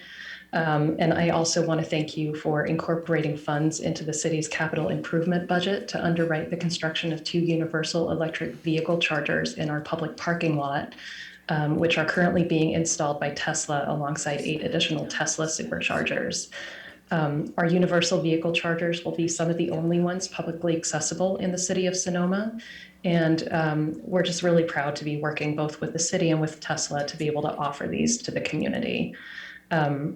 For 68 years now, the Sonoma Community Center has worked to be a real hub, a place where all members of our community can come together and find the resources they needed. And we appreciate our partnership with the city to bring enriching programs to our community, and we're honored to now be able to support the city's efforts at building environmental sustainability by adding electric vehicle chargers to our list of community offerings. So thank you, and thank you for your time. Thank you. Do we have any other comments from Zoom? None? Then I'll close the Zoom public comments section. And I'm closing the public hearing. See, no? Oh, there's somebody. Sorry. Oh, We're having still little mechanical problems, and Wayne's our guy. Anyway, we're welcome. Any other questions, or? Can I ask a follow-up question to the public comment about the additional funding for the electric vehicle chargers? Yes, so I think this was decided before I was appointed to the council, but Tesla is paying for all of these chargers, but they're asking us to pay for $20,000. What's going on with that? So as I understand it, there was a little bit of miscommunication with our members of our good CSEC committee, and they had made a recommendation to have the city council later provide $20,000 worth of funding for what are universal chargers. Tesla will put in its own chargers available for its own vehicles, but they'll also put in universal chargers. The latter, the universal chargers, they do not pay for. So Charlotte approached me and said, you know what, we're building them. Is the funding there? And the funding discussion had only made it through CSEC. So they made a good faith assumption based on that and started to do that. And Charlotte and I are both new, and we both had a good conversation about making sure that practices are improved in the future in that regard. But typically the CSEC would not approve funding measures. Only the council can do that. Okay. So I put that in the proposed budget, and I appreciate the awareness of it. They are being installed. They will be useful. That is the price for them. And they'll be used for any electric vehicle, not just a Tesla. Including Teslas. Including Tesla. It's Tesla's plus. Thank you. Thank you. it's one quick fact, the community center, I think the end of redevelopment was 2015 or 2011. It doesn't, 2013-ish? They were the last organization, the last money that went out to Sonoma went to them, 2.5 million to restore, retrofit, all of those things, plus $500,000. And that was the end of redevelopment here in Sonoma. So they're pretty lucky. They got a lot of improvements from that pool of money. I don't think there's no one from the public, and I do not see I have it. comments. I'm closing the sorry. public. Oh, sorry. So I'm going to close the public hearing, and I would like to bring it back to the council. I guess I have some items that I would like to see included in the budget, and I don't know if you want me to just tell them and figure it out from there. Number one, I think basically the gardening, landscaping on the plaza looks pretty rough to me. A lot of the grass is dying, and I don't think we need a major, I know that the parks group is working on Deadheading. a long-term plan, but I just would say, I think it's looking a little rough, and I think that we should put some money, and maybe we could, if people are interested in that, talk about what an appropriate amount would be. And I don't know if we hire a contractor or what we would do, but at least some kind of work on the grass, because it's dead in a lot of spots. And we talked about this previously. A lot of people are bringing their dogs to the plaza now, and that really kills the lawn. So I think there should be some special funds for that purpose, personally. I talked to the city manager about this, and maybe Dave can explain what's happening more. But I guess there's a countywide effort to hire a contractor who would do an inventory of all of the available affordable housing in the county. And I would like to participate in that so that we could have ours included. Maybe Dave, you could talk about what that is and what the amount would be. Sure. The concept is that similarly situated cities like Sonoma, and there's a handful, of course, Cotati would be one, Sebastopol would be one, that have a majority of its affordable housing stock is in inclusionary units. And that each city has said, you know what, we don't feel like we're managing the inclusionary units in a manner that makes sure they're advertised correctly and an arm's length transaction, that the folks in there remain eligible throughout their tenure.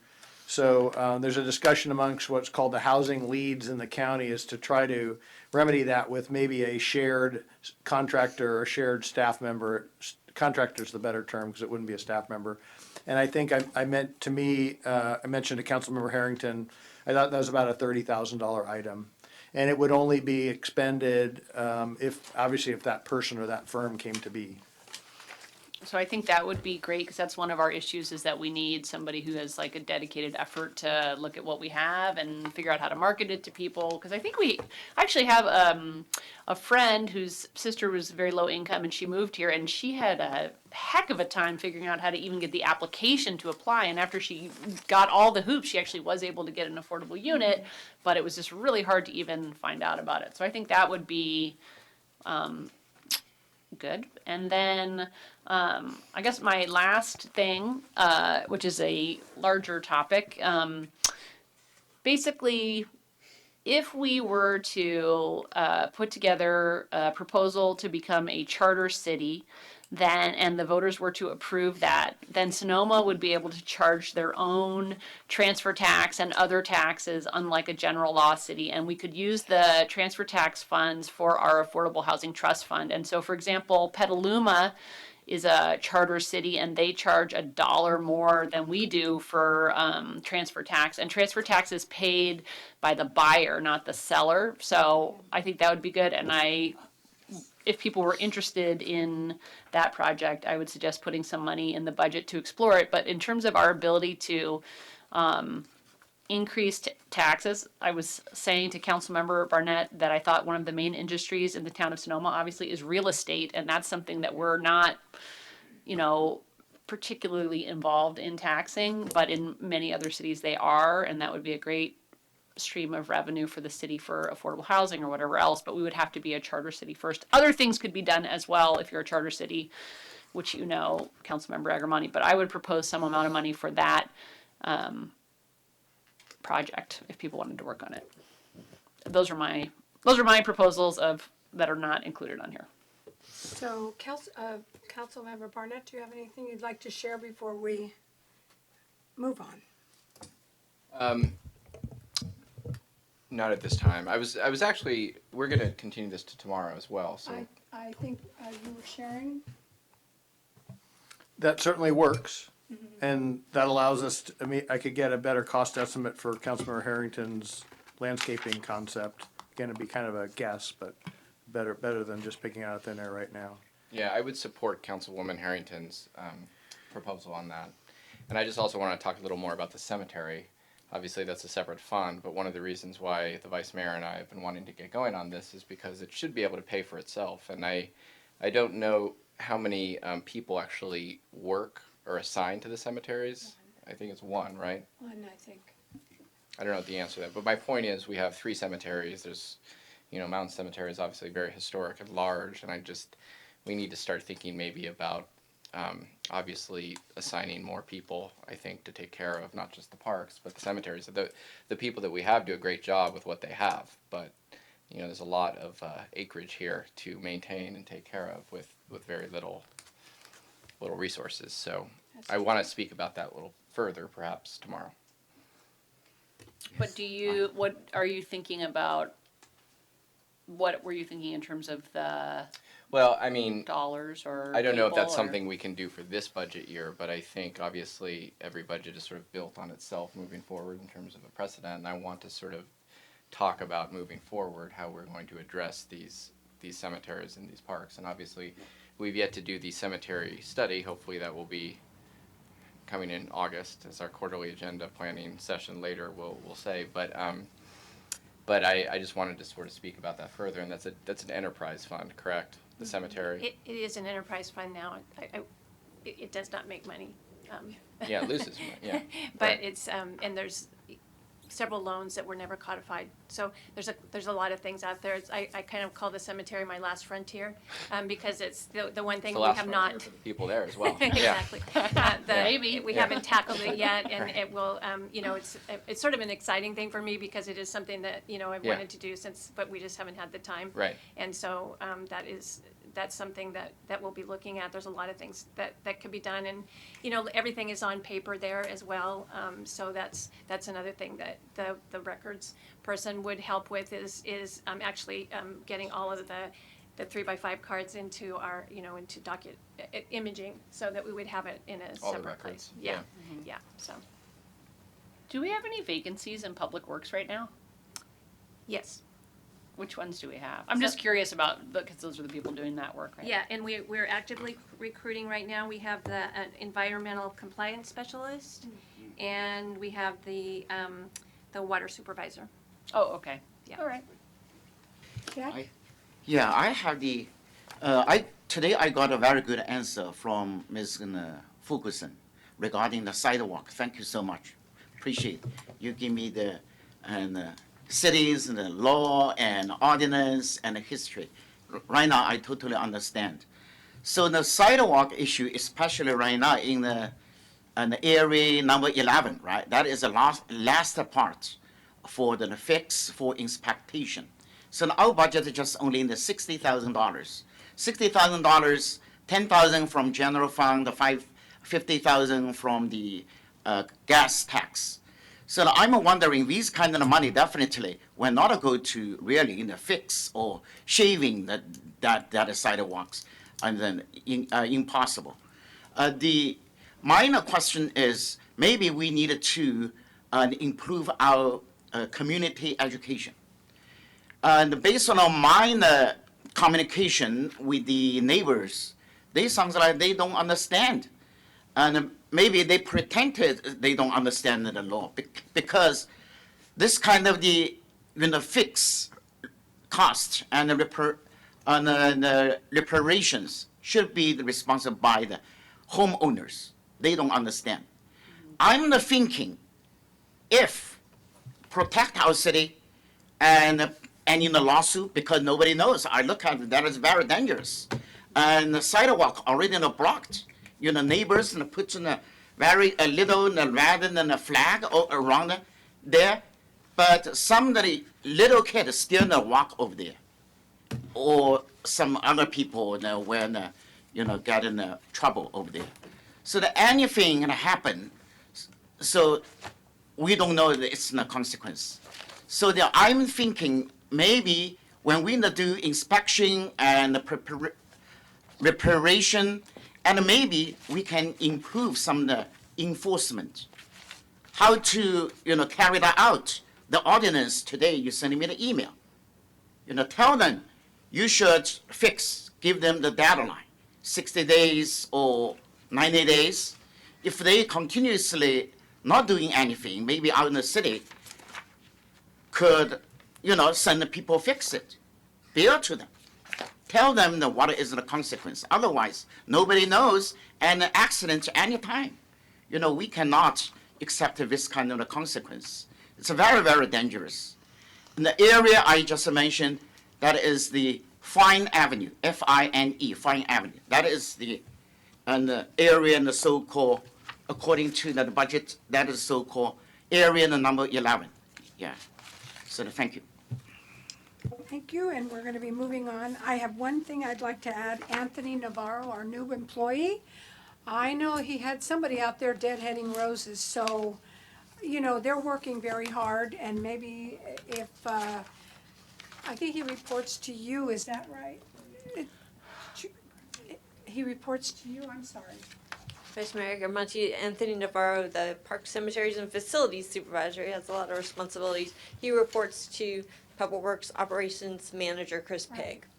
But he comes with a huge, wonderful history of working for other cities, so I know the biggest issue for many people is that fountain, I hope no one gets the bubonic plague from it, it's just pretty bad. So I'm looking forward to Anthony finding out a process, and it may even cost us some money to devise a new filtration system. I don't even know what I'm talking about, but I know he's doing a great job. The plaza looks better since he's arrived. So I think we've already had staff responses and council input, and we've had public input, and we've also had the Zoom input. So I'm moving on to. Are we, do we need to make a motion to continue it till tomorrow, or? I think that would be helpful, yes, because you've had the public hearing, Jeff, you continue to tomorrow. Can I ask a quick question before we do? And then perhaps I can make the motion to continue. The capital improvement program, that can always be amended and modified, right? It was even modified this year with the Broadway. Because I just, Anything can be modified during the year. Yeah. So, Because there's no, obviously I'm gonna go back to the cemetery, but we're gonna have a cemetery report in August, and I've noticed there's no, CIP does not include any cemetery projects through Right. 2026, which, is probably gonna be unacceptable once we get that report back. So I just wanna clarify for the public that we can amend that moving forward. yes. Okay. Okay, so I Well, guess I'm looking for a motion. I will make a motion that we continue item 4.1 and 4.2 to, We didn't open 4.2, did we? it's not 4.2, sorry. Actually, you're way ahead of us, Councilmember Burnett. 4.2 cannot be adopted without 4.1 being adopted, so you could continue them both. Oh, okay. Do we have to open 4.2? But are you talking about 4.112? Not, I'm talking about- 4.112 is different than 4.2? I was talking about 4.1, Oh, sorry. 2. But Also, 4.2 also needs to be continued, but you may want to open and close a public hearing on that. Okay. All right, well, I'm just gonna make a motion to move item 4.1 to, and what's the proper terminology, an adjourned meeting An adjourned regular meeting that is likely to be tomorrow at 6 o'clock. that is likely to be tomorrow, June 20. Oh, That is. okay. That is going to be June 22nd at 6 p.m. in the council chambers. So moved. Second. Roll call, please. Councilmember Dean? Aye. Councilmember Barnett? Aye. Councilmember Harrington? Aye.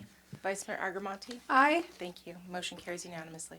And just like for the public, because it's not on the city website, so we will be holding a city council meeting tomorrow to continue our discussion of the budget for anybody who's watching, and we will have some answers to some of the things we brought up today, and that tomorrow is a day it's anticipated to vote on the final budget. So, and Mr. Kiff, I think we discussed some things about 4.3. Are we moving forward with this, or?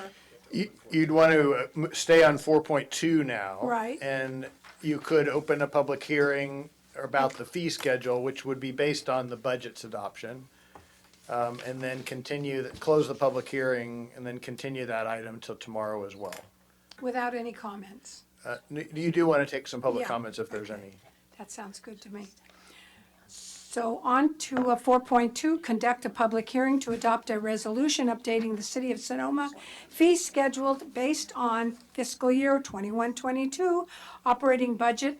Assistant Manager recommendation, conduct public hearing and adopt the resolution.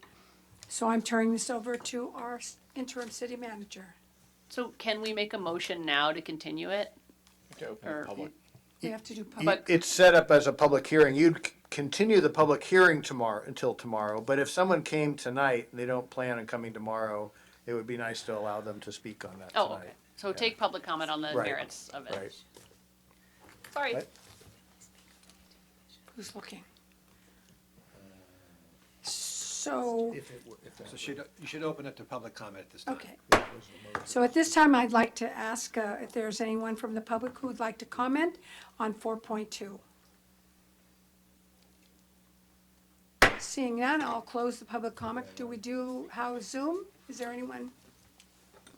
There's no one raising their hand at this time, Mayor. So Vice I've Mayor Galante. opened the public comment for Zoom, and I'm closing the public comment for Zoom. Motion to continue item 4.2 to tomorrow at 6 PM. Second. Roll call, please. Councilmember Dean. Aye. Councilmember Barnett. Aye. Councilmember Harrington. Aye. Vice Mayor Agarmonte. Aye. Thank you. The motion carries unanimously. And we're able to move on to 4.3. Mr. Kiff, okay. 4.3, public hearing, discussion, consideration, and possible action to adopt a resolution declaring a Stage 2 mandatory conservation water shortage for the City of Sonoma Water Service Area. Public Works Director, City Engineer recommendation. We are actually going to be holding a public hearing here. And so I'm turning this over to there you are, Public Works Director. Thank you. Vice Mayor Agarmonte and members of the council, as we discussed on June 7th, when the council declared a stage 1 water shortage, our region is facing the second consecutive year of drought.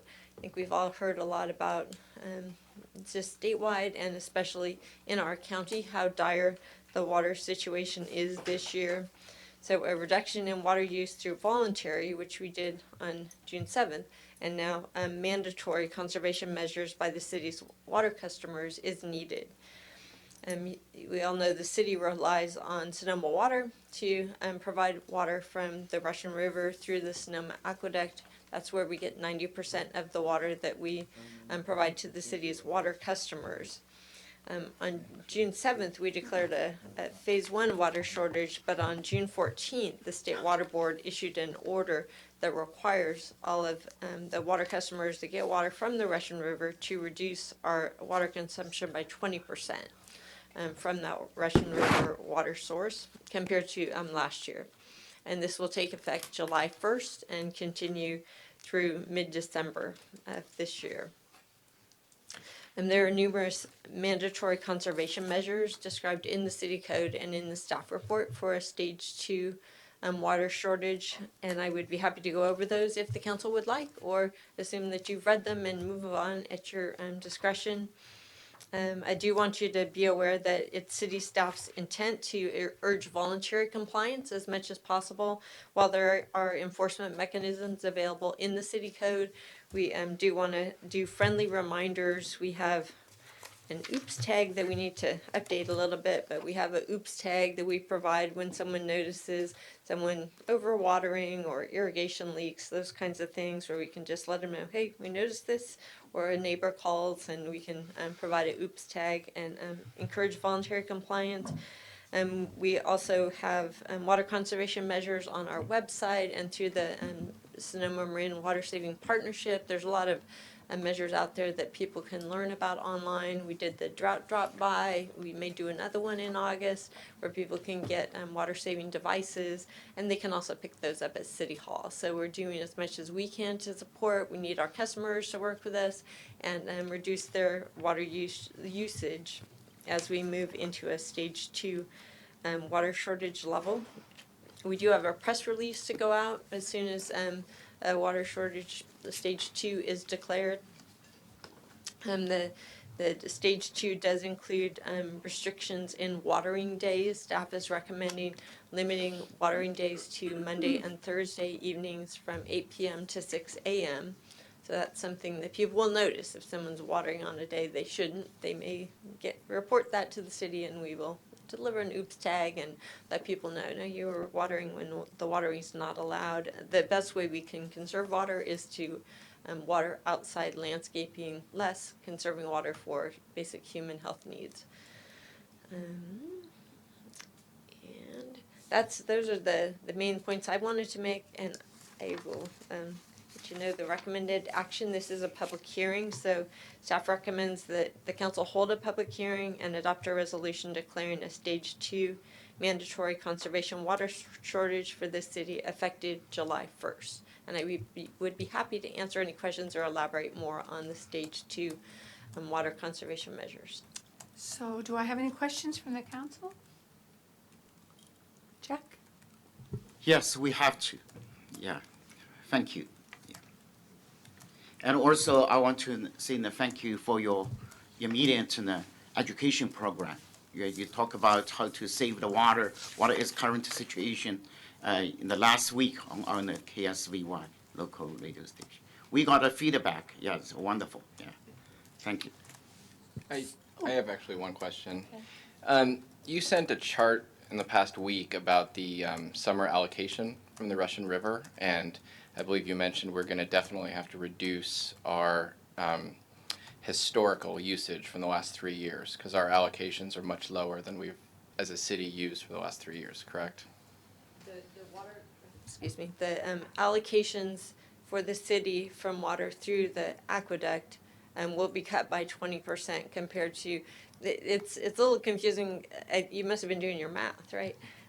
Well, yeah. Because when I looked at that chart as well, it seemed like the number that was provided to us from Sonoma Water was a 20% reduction in our average water use for the last 3 years of Yes. Russian River water, not 20% from compared to last year. Correct. Yeah. The 3 so, years. Yeah. So what the state board is telling Sonoma Water they have to do, and what Sonoma Water is telling us we're restricted to, the numbers are a little different, Yeah. but the same general Ballpark. concept. Gotta conserve. So I guess my question is, I mean, historically, when we've had droughts, the city has met those targets, correct, through mandatory conservation? The last severe drought was in 2014. Before I you wasn't were here, here, but I yeah. think we did meet the Well, we're all target. still here, so we got through it. As Yeah. as a city and also collectively as all the water contractors did meet the targets. And so my primary question is, do you have sort of a real-time way of analyzing current water usage in the water area, like on a daily basis? Like, if we're meeting the targets, or No. We don't, okay. So how do we One of measure our that? capital improvement things was to put electronic water meter readers on everything so that we could have instant real time. Okay. But we haven't done it yet, but it's in our CIP budget. I think that's the only way you'd be able to do it. Okay. And Councilmember Harrington's right, we do have advanced metering infrastructure, which would allow not just customers and the city to know how much water is being used on a daily basis. It would also have a system built in, so if someone was away from their home and their irrigation system broke and water was going all over the place, and it was happening in the middle of the night, so people Yeah. didn't know, we would get a red flag, they would get a red flag, Okay. and we could take more immediate action instead of waiting until the end of the month. They get Right. a high water bill, they complain, we try to work it out, but meanwhile, a bunch of water's been wasted. Right. Okay. Thank you. You have something, Jack? So I wanted to ask, we were talking earlier about recycled water, I guess is that what it's called? We do not have that ability to, I don't think it's passed us yet, to water parks, water parks with recycled water. That's still not. The amazing new ball fields behind the high school, while a lot of the field is not, water, grass that needs irrigation, it's artificial turf. There is a lot of landscaping out there that does need irrigation. They put purple pipe in with that project, and so all that area will be watered with recycled water. There is a purple pipeline heading out towards Presswood, so it could convert over to recycled water in the future. Just haven't got that project underway yet at the schools. And there's a lot of recycled water that is used to water crops south of Sonoma. And while there could be a lot of money spent, we did do a recycled water study not that long ago to check out the feasibility of bringing recycled water to more parks in the city. I think there's actually more value to the city in having recycled water used for the crops down there to keep the salt water on the bay side. Keep the water, you know, that aquifer between the city and the bay, good clean water, because the farmers aren't deepening their wells to take more aquifer water. Thank you for telling me that, because I forgot about the saltwater problem over there. Okay, but thank you. The only other thing I'd like to mention is that, just a comment, people use their sprinkler systems, not the, just regular ones, not the ones that shoot up in the air. But try not to get mad at people, because some of them are on schedules. They don't normally do it in the day. So don't assume people are wasting water when they're doing that. So I thought people should just know that, because sometimes they're on a schedule or they missed a night. So it's not really great to water in the day anyway, because it just doesn't work. So I guess that's it for comments, and I'd like to take this out to the public. And this is 4.3, Stage 2, mandatory conservation. I'm not seeing any comments. Oops, there you are.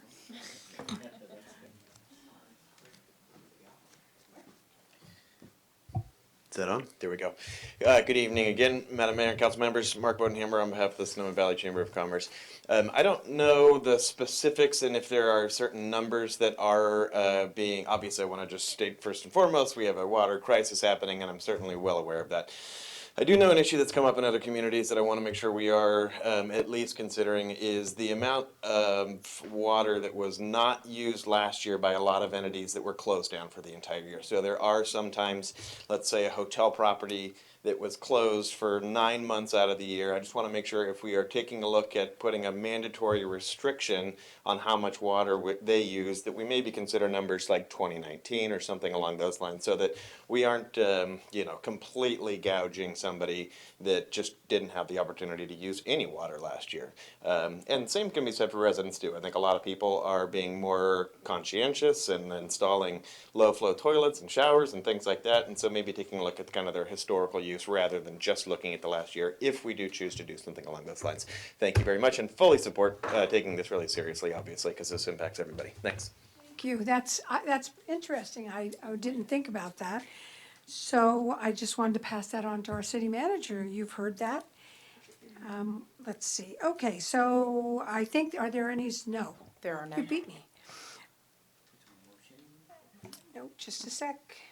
So I've opened it, closed it, and we've done receive public comments, repeat from Zoom, close the public hearing. And are there any questions the staff needs to respond to? No? I have a quick question. So, how does our use of wells change when our water allocation from the Russian River is decreased, or does it? We are actively working with our interim water supervisor, who's filling in for a few more weeks, and then we'll have a new interim water supervisor until we can address that need. Is looking at our wells and figuring out how we can maximize our well production while still protecting the aquifer to get through the drought. So, assuming that it doesn't harm the aquifer, then there would be increased well production during this period to make up for some of the loss from Russian River? Potentially. Potentially. Okay. So the issue is, on the deep aquifer in Sonoma Valley, and it's very difficult to recharge. So because during the past 4 or 5 years, it's drought, but never testing show us never returned it back at the original level. Oh yeah, you're on the groundwater, Yeah. right? Yeah, so that's the reason. In a total, we have the 2,000 wells, groundwater. Right now, no any policy. Everything is volunteer. So the county ask us to interview the 3 consulting companies, try to the set up and the fees and the rate in the future. Otherwise, this is, resource, just use it, so they charge you nothing. But anyway, local and the farmers and the resident users are very concerned. They know how how precious that's the water. I don't think they abuse, but they are very, very, careful. That is encouraging. Thank you. And thank you so much, and this is our GSA representative. That's why he knows these things. Thank you so much. Are there any responses from staff on this, or you're ready to move on? I'm looking for someone to, for a resolution, if you'd like to. I put the motion for approve to accept resolution declaring stage 2 mandatory conservation water shortage for City of Sonoma water service area. And is there a second? Second. Roll call, please. Councilmember Ding, Aye.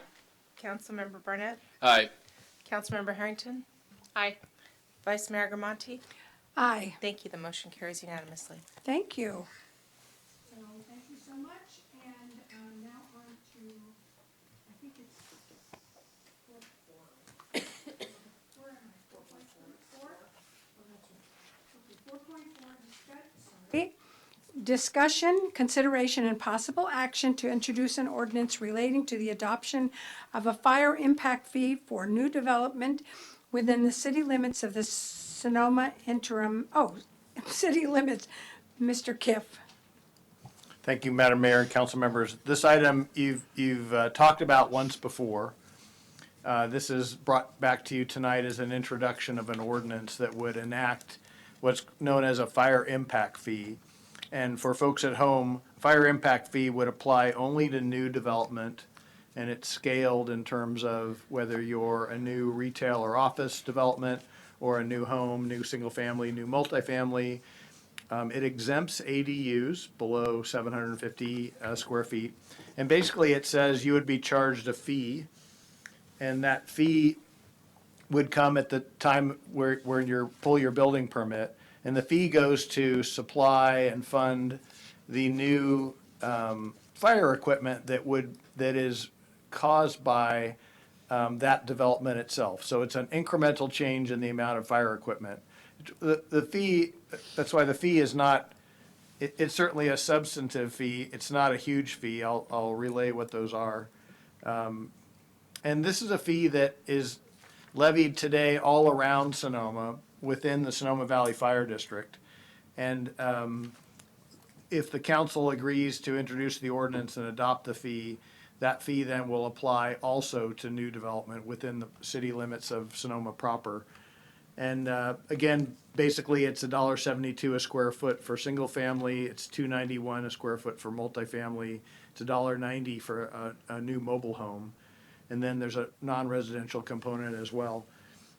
In order to adopt a fee, we have to look at and have conducted a nexus study, which shows exactly what the fee will be used for and how it's directly related and not inflated, not too high, not too low, directly related to the cost of providing that new equipment or apparatus. So that's been done. The most recent study was February of this year. Where in effect, if you adopt this ordinance, you're incorporating the fire district's nexus study to that. We do have experts available that worked on this for the fire district. Again, it went through the Board of Supervisors back in March, so it does apply all around us. And then Chief Aker is here as well if you have any questions about this. Are there any questions? Yes. Yeah, I have a question. And I think I probably know the answer, but I just would like it stated for the community. Why is the impact fee so dramatically higher for multifamily housing versus single-family residential? So the basis of that is for multifamily dwellings. They're also looking at this not just from a fire standpoint, but from all of the services that we provide. And as you know, the council's well aware and community's aware, we provide EMS services, including ambulance transport for the entire community.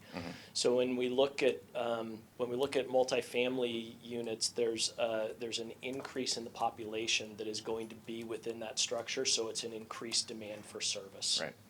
Okay, thank you. You're welcome. Are there any other questions? Didn't we review this matter previously, or am I misremembering that? You did. We gave a briefing on it as to whether or not you felt like you wanted to see this come forward any further. Any other questions from the council? Seeing none, I'm going to open the public hearing. Is there anyone from the public who would like to speak on this issue? Sorry, seeing no one, I'm going to ask for Zoom. Is there any public comments? There's no one who's raised their Boy, hand. this is going well. Maybe it's this gavel. I'm going to close the public comment section. And there's no questions, I think, for staff. So I would like to ask, what is the pleasure of this council? There's I think, a resolution, is that right? Before you make a motion, there's a correction we want to make. The ordinance, as it's attached, needs the appropriate signature plates. It doesn't have that. So in your motion, if you'd incorporate just staff's comments right now. We wanted to make sure, I was concerned whether this would go tomorrow night versus tonight. If it passes tonight, obviously the date would be June 21st, not June 22nd, so that'd be a second change. Anything else I missed, Mr. City Attorney? No, the language that's found at the end of the ordinance says that it's being introduced and adopted on the 22nd. But it's only being introduced, it's being introduced tonight if you take that action, so that language needs to be changed. And then the city manager indicated the normal signature block material, the attestation from the clerk needs to be added. So if you make a motion tonight to introduce this ordinance, we would request that you include those amendments.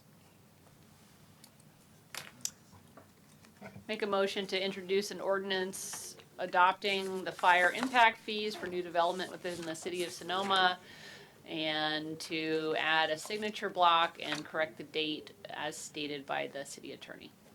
I second. So we understand? Okay, thank you for telling us. Could I have a roll call, please? Councilmember Ding, Aye. Councilmember Barnett, Aye. Councilmember Harrington, Aye.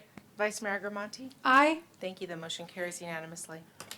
And we are now moving on to 4.5. However, this is going to be continued for tomorrow night. Is that correct? Thank you. This is actually continued to August 16th. August 16th. Oh, that's right. It's right there in bold black and white. Thank you. But So the- does it need to be opened, or it's automatically continued, or it's? Oh, so we have to open that one?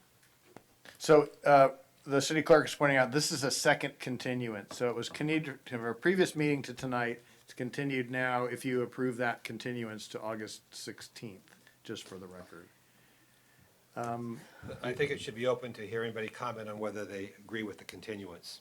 Okay, And to- once with the that- continuance. Yes, Okay, so I would like, this is for the council as well, it's for to the. comment? After the public comments, you can Okay, then comment so I'm yourself. taking out public comment. Seeing none, I'm bringing it back. And I also have to check nobody on Zoom. All right, so we are going to continue this. Motion to continue item 4.5 to August 16th, 2021. Looking for a second. Second. Roll call, please. Councilmember Ding, Aye. Councilmember Barnett, Aye. Councilmember Harrington, Aye. Vice Mayor Agramonte. Aye. Thank you. The motion carries unanimously. So we are now moving on to something that's very important to us. I'm at 5.1, discussion, consideration, and possible, action regarding filling an upcoming position, vacancy on the city council, either by appointment or by calling for a special election. So I'm asking for your, You folks have talked about this enough. You may not want a staff report. You kind of know what your Okay. options are. and our city clerk as well, I- okay.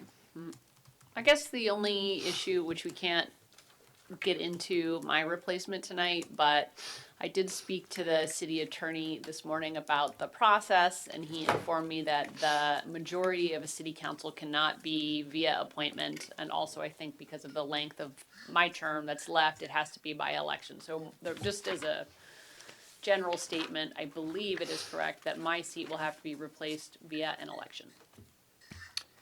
Can I ask a follow-up question on that? Is that okay? Please. Because it's sort of related to something not on the agenda, but if Councilwoman Harrington's seat by state law has to be on the ballot in November, correct? If we were, that is still an option to put the former Mayor Harvey's seat on the ballot as well. That would be two separate seats, one, correct me if I'm wrong, but to fill a remaining one-year term and then to fill a remaining Councilwoman Harrington's three-year term.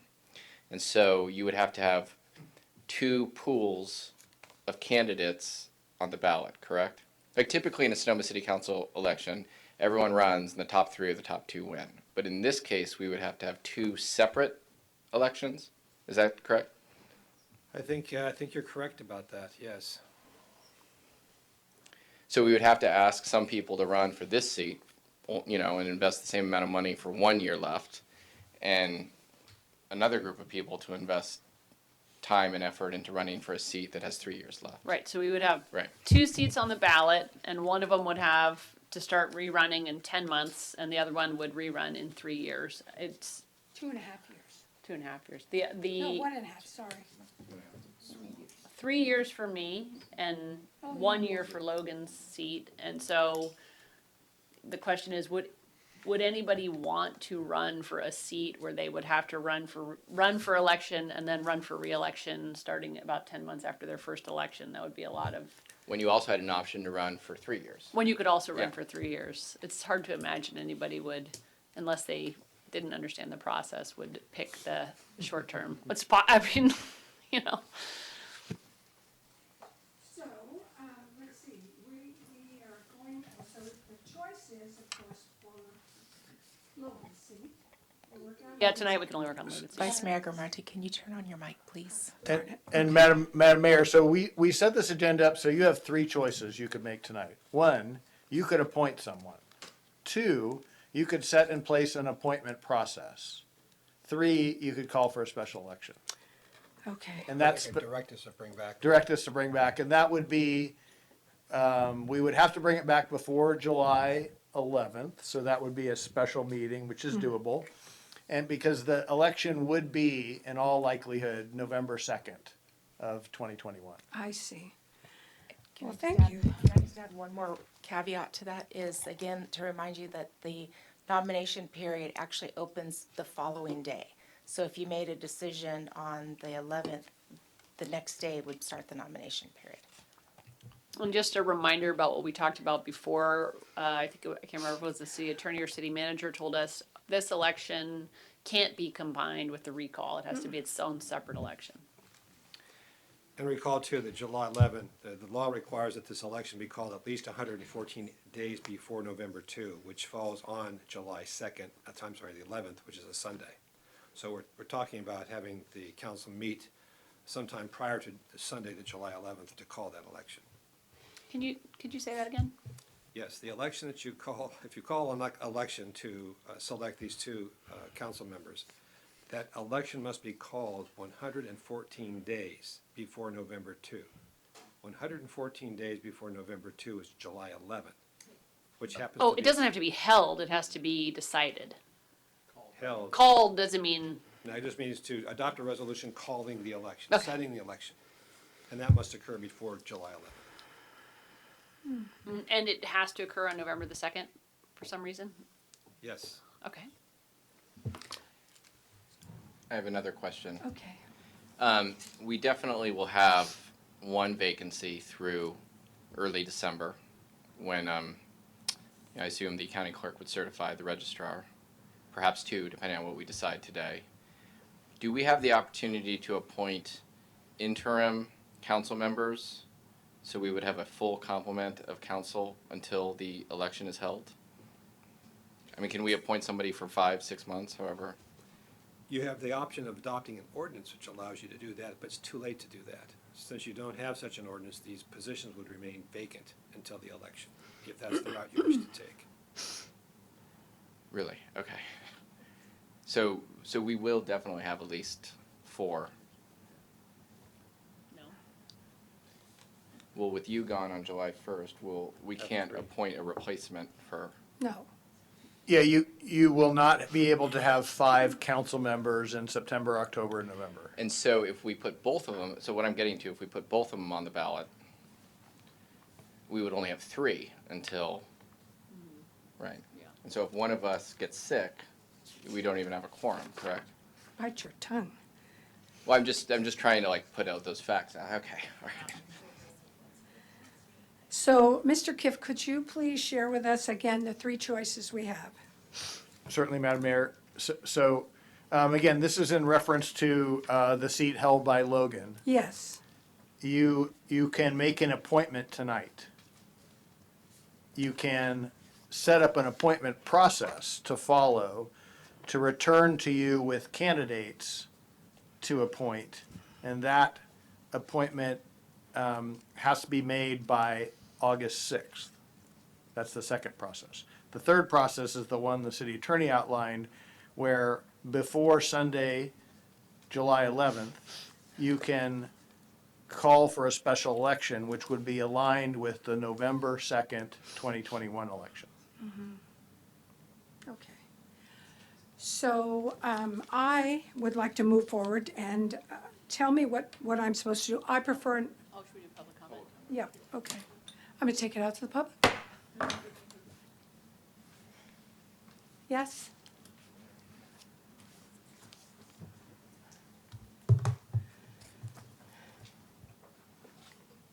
Hello, members of the Sonoma City Council. Thank you all very much for being here. My name is Calvin Sanders and staff.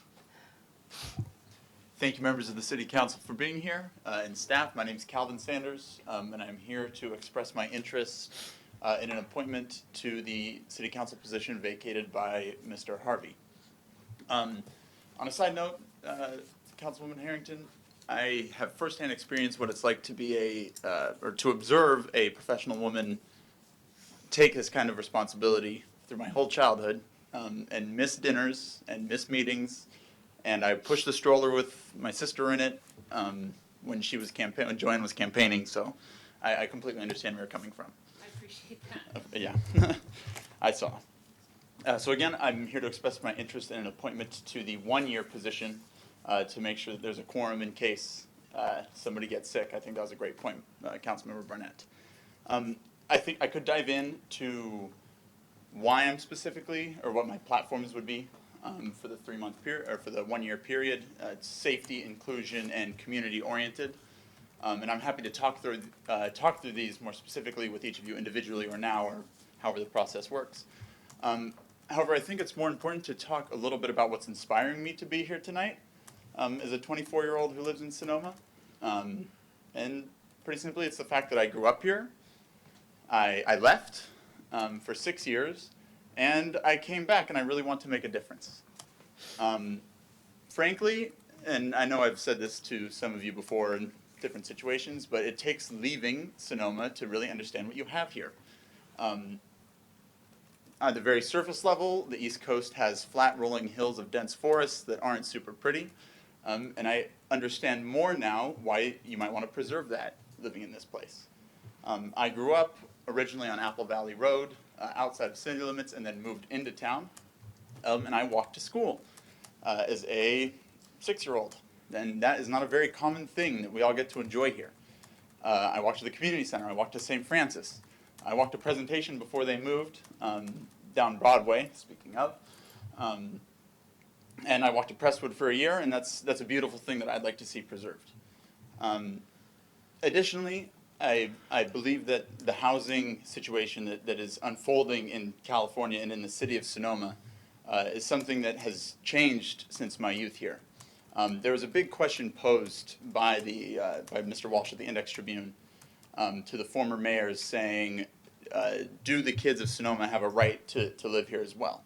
And that answer has changed a little bit since I was a kid. I remember when we purchased our home in town so that I could walk to school, it was at a rate that was reasonable. And today now we see 2-bedroom, 1-bath homes going for $1.8 million. Excuse me, Mr. Sanders. Yes, ma'am. Your time is up, but you're campaigning, so I'm going to allow you to continue. Oh, I will wrap it up out of respect for everybody else here. Again, I am more than happy to talk about specifically what more specific policies I would be interested in bringing to the table and discussing and contributing. Ultimately, I want to serve the people of the city of Sonoma. I saw Mr. Brown in here, and I think it's great that he's still being here and quite inspirational. And here I am today asking you guys to consider my appointment. And again, happy to answer any questions you guys have specifically. But thank you all so much. Thank you. Thank you so much. And I answered your letter, so we did compare. I made some comparisons with you. So I think it's very important that someone like you gets up here and does this, because we're always looking for people to be involved, and you certainly seem to be a favorable candidate. Thank you so much. Thank you very much. And just to reiterate one more point I forgot to say. Mr. Harvey obviously was a younger, more youthful representative up here, and I believe when he left, he said he would like to see a bit more of the same. Obviously, no offense to other folks who are not Gen Z and buried in their phones like I am. But I do think that would bring some valuable perspective. As somebody who is youthful, has left, has experienced what it's like to live somewhere else and pay taxes somewhere else, who works in the city, who helps employ, my background's in staffing, helps employ people here. I think I would bring a lot to the table, and thank you very much for considering. Thank you. So, what am I doing? This is closing. Oh, sorry. Oh my God, Mark, are you running? Mark wants to be on the city council? That's not what's happening here. Just completing my trifecta of comments for tonight. First of all, welcome again. I want to start off just by recognizing the service of Councilwoman Harrington. It's really been a pleasure working with you for the duration of my time here, as far as I know, the entire history of the city of Sonoma. One of the things that I think people should know when they're considering running is that it's not just sitting up here that is involved in being a council member. It's showing up and getting out there and doing things. And Amy, you were out there when we were doing public safety power outage outreach, walking to businesses, one-on-one talking with people and explaining those things. When we were looking at the minimum wage ordinance and the tasting ordinance, you took time to go out and listen to people and hear and learn, and I just think that's really commendable. I've enjoyed working with you. We didn't always agree on everything, but I really, truly, I bring that up because I admire the way that you handle it when we don't. I actually have really come to appreciate getting those phone calls when you'd say, yo, what was that? And but I really think that's something that's missing in our society today. We always, got to the point where we didn't necessarily agree on every single point, but totally understood why you wanted to do, who you were trying to represent, and the things, the intent and the spirit behind what you are working towards. So totally appreciate all of that, and thank you very much for your service. Now, turning to the actual agenda item, I want to just strongly encourage you guys to appoint somebody as quickly as possible. I don't think that it's fair to the 3 people who will be serving to handle all of the committee assignments, and I don't think it's fair to the people of Sonoma to not have adequate representation. It is a big job. It takes a huge commitment. I totally understand why somebody, would have a difficult time committing that much time. But to put all of that work on 3 people's backs just doesn't function for this community. So I understand the concerns, and there was a good article written in the Index Tribune about the people's voice being heard, but this is kind of an emergency almost. We just need bodies up there. We need people who are committed to helping for the next 8 months or however long it is before we can get an election held. Maybe it would be somebody who agrees to only serve until an election can be conducted. I don't know if that's even possible or not, but the reality is 3 people is just not enough to do the job, and I would just really encourage you. I think we have 3 people who really care about the community that will be making this decision. Amy, if you're still part of that decision-making process, that makes 4 who would have really good, the interests of the community at heart. So just want to strongly recommend doing that. Thank you again, Amy, for your service. Really appreciate working with you. Good luck on the decision.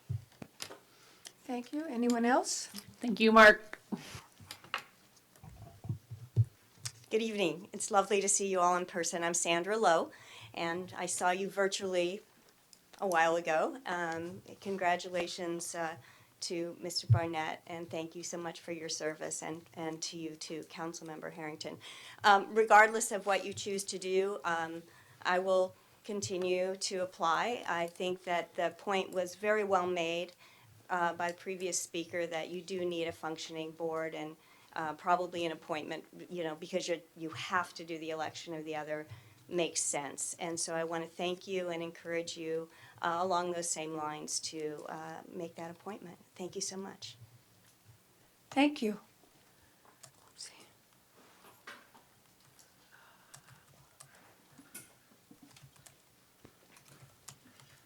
Good evening, City Council, Madam Vice Mayor, and the rest of you.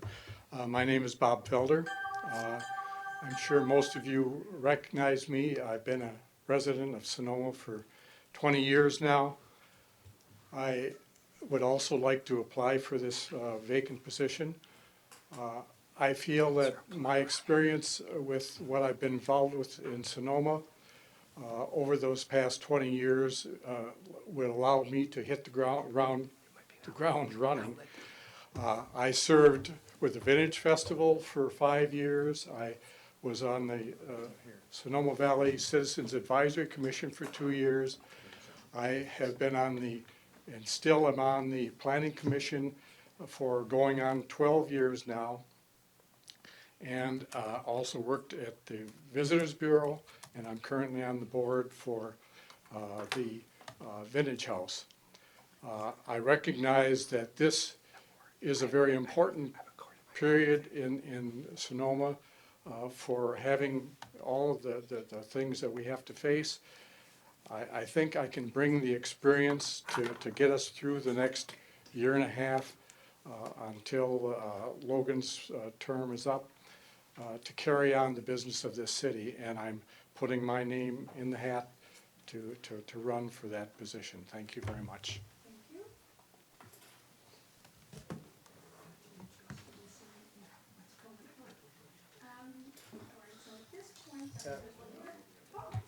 Hello again.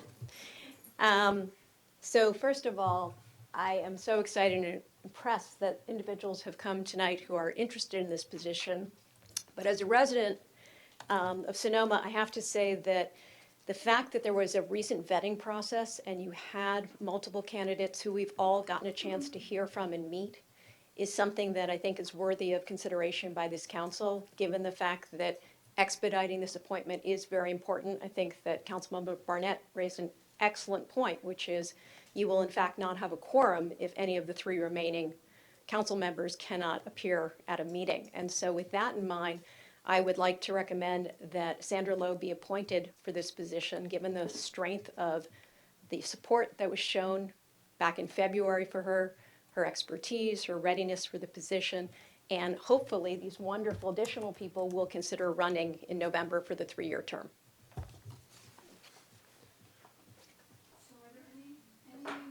Comments from the public? No one. Do you have anything? Zoom comments? No one has raised their hand at this time, but you might want to give them just A moment. hair. Okay. So we're looking for anyone that wants to raise their hand on Zoom to comment. That's it. So I'm going to close the public comment section, and so what I'd like to do at this moment, I would like to take the prerogative, and if it's not supported, it certainly is the pleasure of this council. I am very supportive of appointing Bob Felder from our Planning Commission. He was my appointment to the Planning Commission. As he said, he's been on this 13 years. He's been very involved in the city of Sonoma, and one of the things he brings to us is expertise. We're going into the general plan. We're doing a lot of things that are very complex, and we need somebody who can do that, hitting the ground running. And I'm just really excited to say this. I've worked with him. I've seen him chair the Planning Commission, and I think it's very important that we do have someone of his expertise, of his level of management style and running meetings. This is very difficult for us to do this, and so I just wanted to nominate Bob Felder for the City Council. I would like to second that nomination. I served with Bob Felder on the Planning Commission for many years. He predated me. He actually retired from the Planning Commission right before this council changed the appointment process. And one of the reasons why I was so supportive of the council changing that appointment process was because I thought Bob Felder should continue on the Planning Commission. I saw as a design review commissioner and serving with him, he was always very fair.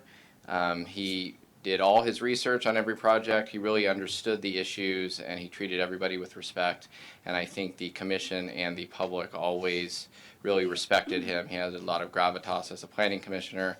He has already stated earlier this year when I was on the planning commission, when he passed the baton to current chair Ron Wellender, that he would be retiring from public service at the end of 2022 when his term that Vice Mayor Agramonte appointed him to ends, and that is coterminous with former Mayor Harvey's term. And so obviously we miss Mayor Harvey, and it's tough to replace him. And then with the news today from Councilwoman Harrington, we are in a very unique period of time with our council, and I think the kind of stability and experience and knowledge that Bob Felder would bring would be a very important addition to this council at this very unique and critical time. As he said himself, he has been on the Planning Commission for over 12 years. I view the Planning Commission, or at least it appears to be sort of like the Fresno Grizzlies. It's sort of like the farm team for the City Council this year. And I think he is a, quite frankly, anyone on that Planning Commission would be great up here. It's a good Planning Commission. It's a testament to the City Council that appointed them over the last few years. I think that we also have a lot of other candidates that were part of the previous application process and spoke tonight. And as we just found out today, there will be an election. And I would encourage everyone to run for to finish Councilwoman Harrington's term. Hopefully this will be a hard-fought election. We had an election last year. Councilwoman Harrington and Councilman Diggs stepped up, and two people stepped up for 2 seats, and hopefully that doesn't happen again, ever. So I would second that nomination. I think Bob Felder has the unique experience and gravitas and that Sonoma needs right now, and I would second that nomination. Are there any other comments? Yeah, first I want to thank everybody who's here and has put their name forward. Obviously, as I've indicated in my resignation, there's a tremendous amount of work, and anyone who's willing to do it, thank you so much, for our town. We need you. I think there are a number of roles that need to be filled, so I could certainly support Bob Felder being the newest member of the City Council. Bob has been here so many times until the end of the meetings, watching important planning decisions. I've seen him in here countless times, really not always commenting and not the flashiest person, but always really following very closely the important issues in our town. And I've watched Bob on the Planning Commission, and he is just somebody that I feel like people feel they can bring their concerns to, and he will listen to them very carefully and treat them fairly, and he is an ear that people will feel comfortable going to. I really appreciated the comments of Mr. Sanders. Of course, his mom, Joanne, was on the City Council, and he knows exactly what it takes. There will be an opening on the Planning Commission if Mr. Felder is appointed tonight, and I would say, previously I know you expressed interest in that, but there wasn't a real vacancy because I was reappointing my former commissioner, and so I would suggest that would be a really great spot if you were still willing to do that you would be interested in doing that. And I think that probably Ms. Lowe, with her long history of political activism, is the most adept campaigner that we have seen come before us, and I don't think she would have any problem winning an election, and it's a longer term, a 3-year term, and so I hope that she does decide to run and apply her skills there, and I would imagine that she would prevail. So, but I'm happy to support Bob Felder tonight. Jack, do you have any thoughts? Yes. Thank you for all of your good comments. Yeah, basically your decision and position is very clear, and for Robert, and I appreciate Robert. Yeah, Robert is our Sonoma's heart and soul. I appreciate. But here I would like to, because I read a newspaper representation and all different groups, and also what I appreciate today, the several candidates stand out, using this great opportunity, concern of the city, and that is very, very valuable. And in some way, it's more important than its position, appointment, or election itself. That is our Sonoma's spirit. So then maybe we just go, unanimous approve for Bob, or I will just vote no, and just encourage other people stand out, participate our wonderful democracy. And if I will vote no, and also that is a symbolic, that is my thought. Okay, thank you so much. Or then maybe I just did unanimously approve, yeah. I see. But I really want to appreciate, these people's, standing out during how difficult. Yeah, that's my thought. Well, we've all been where people have been, the ones that are sitting out in the audience. We've had some, I've been doing this, I've been doing this for, I broke it, for 20 years.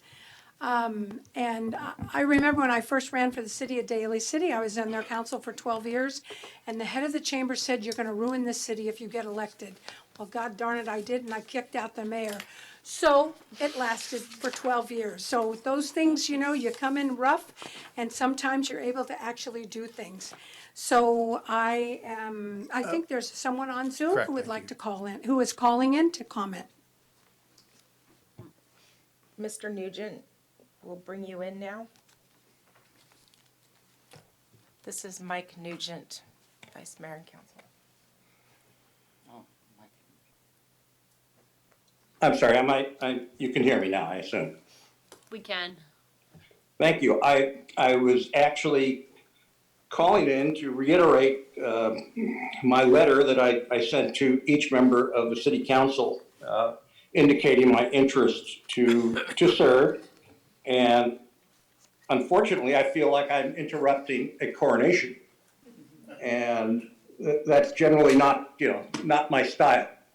But I'd just like to reiterate that I've lived in the community for 40 years. I've served on many public boards. I was an elected official for over 17 years in healthcare in our Sonoma Valley Healthcare District, and I was also chairman at that level. If you were to choose me to serve on your board, I would be able to hit the road running, because I do understand public office, and I understand the strictures, and I understand the regulations that you're all under. And I too appreciate very, very much the work that you do. And Amy, I'm sorry that you're leaving. It's a huge shock to me as well. But thank you for your service to the community, and I would appreciate your support if there's going to be an actual race here. Thank you very much. Thank you, Mike. Thank you. The good news is, I've already asked Amy to be on the pool committee. We're building a pool at the high school, Sonoma Splash. We certainly would welcome you. And you'd be welcome to do that. I would be very excited to continue community service, but at a less intense level. Oh, shoot, I was asking you to donate $50,000. Thank you, Mr. Kiff, for reminding us, telling us about the Zoom. So I believe, did I hear a second? I'm sorry, was there a second? Okay, and I nominated, all right. So could I have a roll call, please? Councilmember Ding, No, Councilmember Barnett, Aye. Councilmember Harrington, Aye. Vice Mayor Agramonte. Aye. Thank you, the motion carries 3-1. Thank you. So I am very excited to welcome you, Bob. As I said, you're the perfect person. We need someone of your expertise. And I'm very excited you'll be sitting here. I think he with gets us. sworn in now. Yeah, Madam Yeah, why Mayor, don't you come up? the city clerk's digging up the oath, but it is we can swear. Oh, good. Mr. Felder in right now. You can come up now, Bob. I go my car and get my extension cord.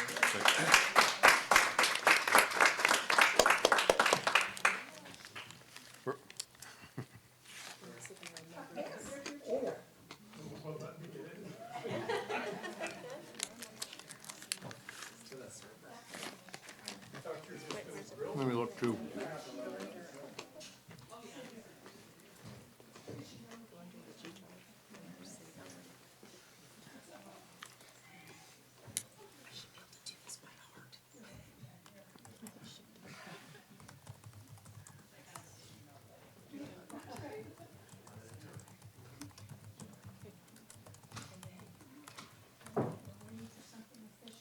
Sorry.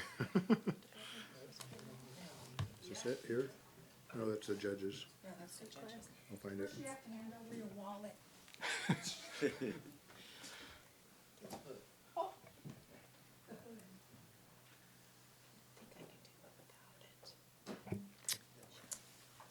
is.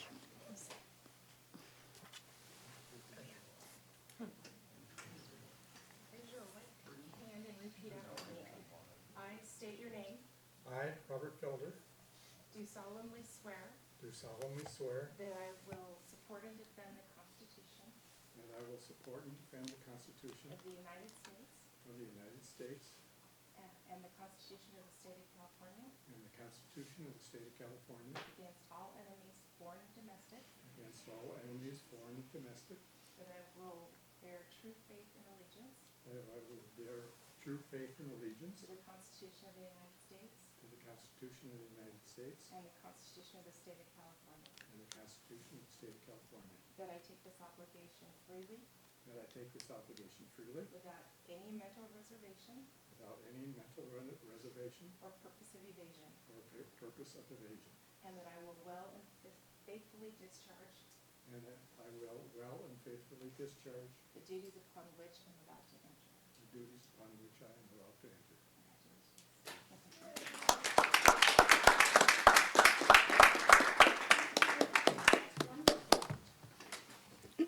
Bob, were you gonna make any comments?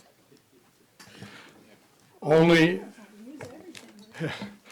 only that I want to thank this council for supporting this nomination and appointment.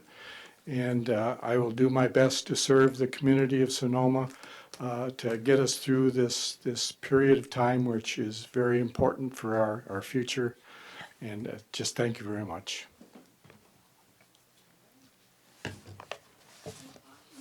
I'm so glad, and I think, Mark, you said 3 is a tough one to have. We knew that, and we knew we needed somebody with experience. Everybody can gain experience as they go along.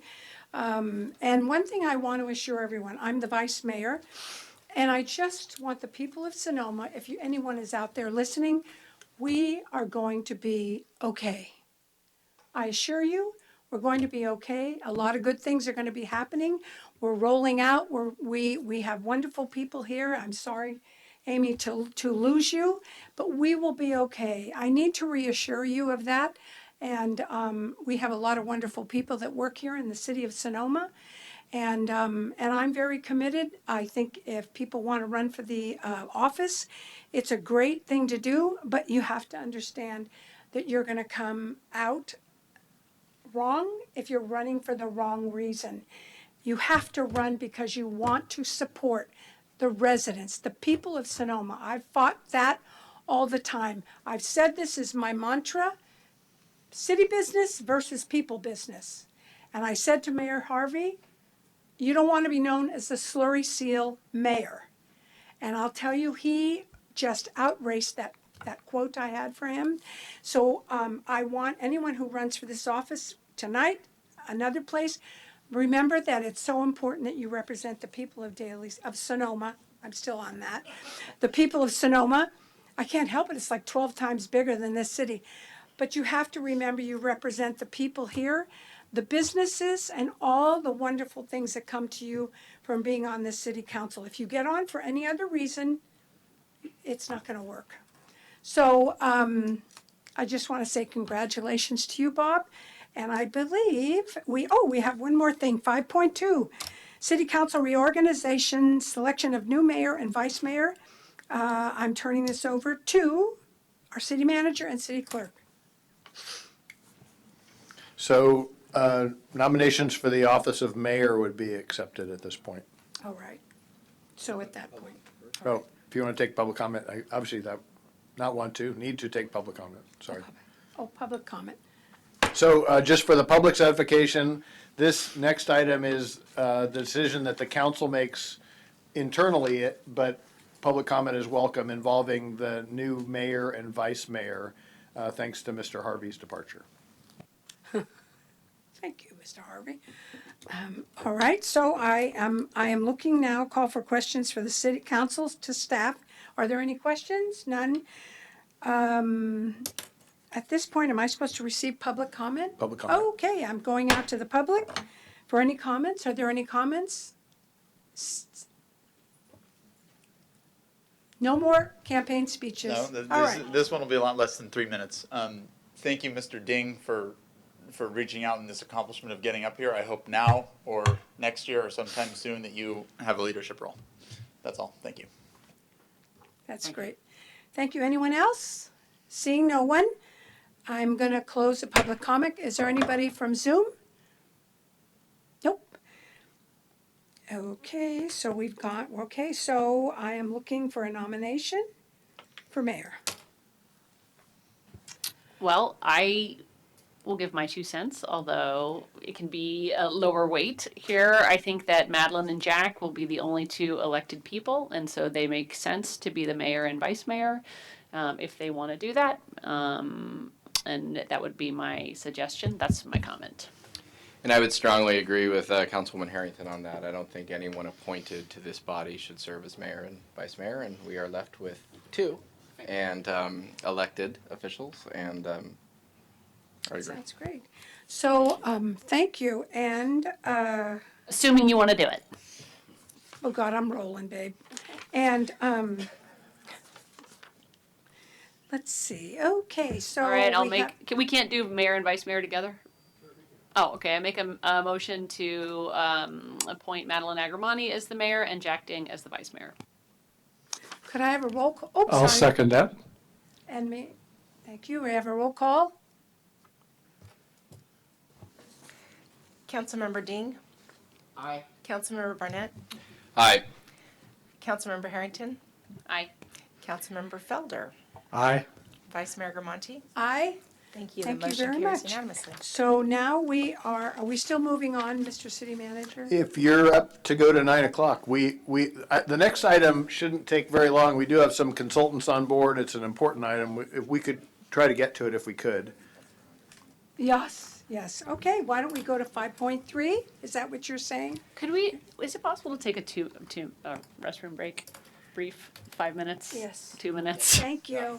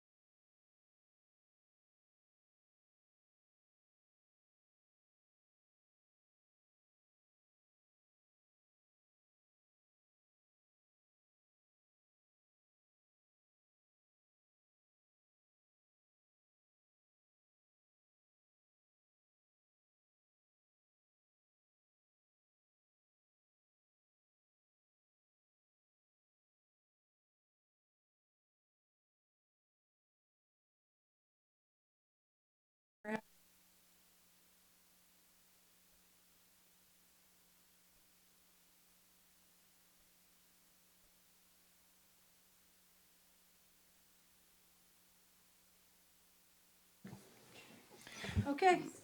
All right, so Madam Mayor, I can officially call you Madam Mayor now, okay? And council members, this is item 5.3, which would be consideration of an action to approve the refunding of previously issued tax allocation bonds. This is a fairly complex subject. We can give the whole dog and pony show. Basically, we'll have financial advisors which will tell us exactly what time it is to do a refunding that's going to save the city money. Right. That's the case in this instance. Sue's here to answer any questions you might have. Brian Forbath is our expert from Stradling, Yucca, Carlson, and Roth. He's available as well. I might just toss it back to you and see if you'd like a more detailed presentation or any questions. We also have Rob Schmidt. He's our Right, there's the Rob. municipal advisor from the NHA Advisors on the call as well. Well, it's kind of interesting. Next to this item, I put complex. So now I understand that. So let's see, let's get this started then. I'm announcing the item, discussion, consideration, and possible action to approve the refinancing of previously issued tax allocation bonds with the following resolution. Should I read that, Mr. Attorney? No. Okay, thank you. So I've announced the item. I am now turning it over to our interim city manager. And again, there's a point in time where our financial advisors will advise us it's time to do a refunding. That is this time. There is no, the cost of the refunding is done in the refinancing. There's no direct out-of-pocket cost to the city. There's an overall savings, I think, on the staff report of 2.3 million. Net present value of that is 901,000. 901,000. And that's So for the city, yeah.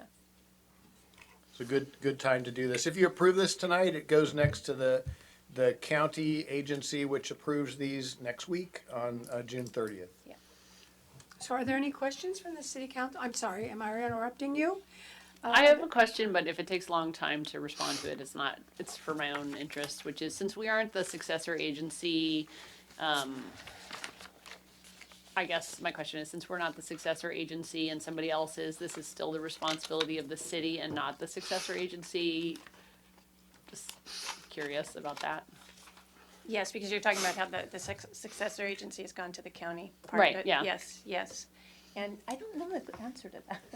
But maybe our. So we were the redevelopment, and then Yeah, at the end, possibly we. Brian could answer that question. Yeah, so Yeah. this is Brian Forbath from Stradling, Young, Carlson, Route. The city council is the successor agency to the former redevelopment agency.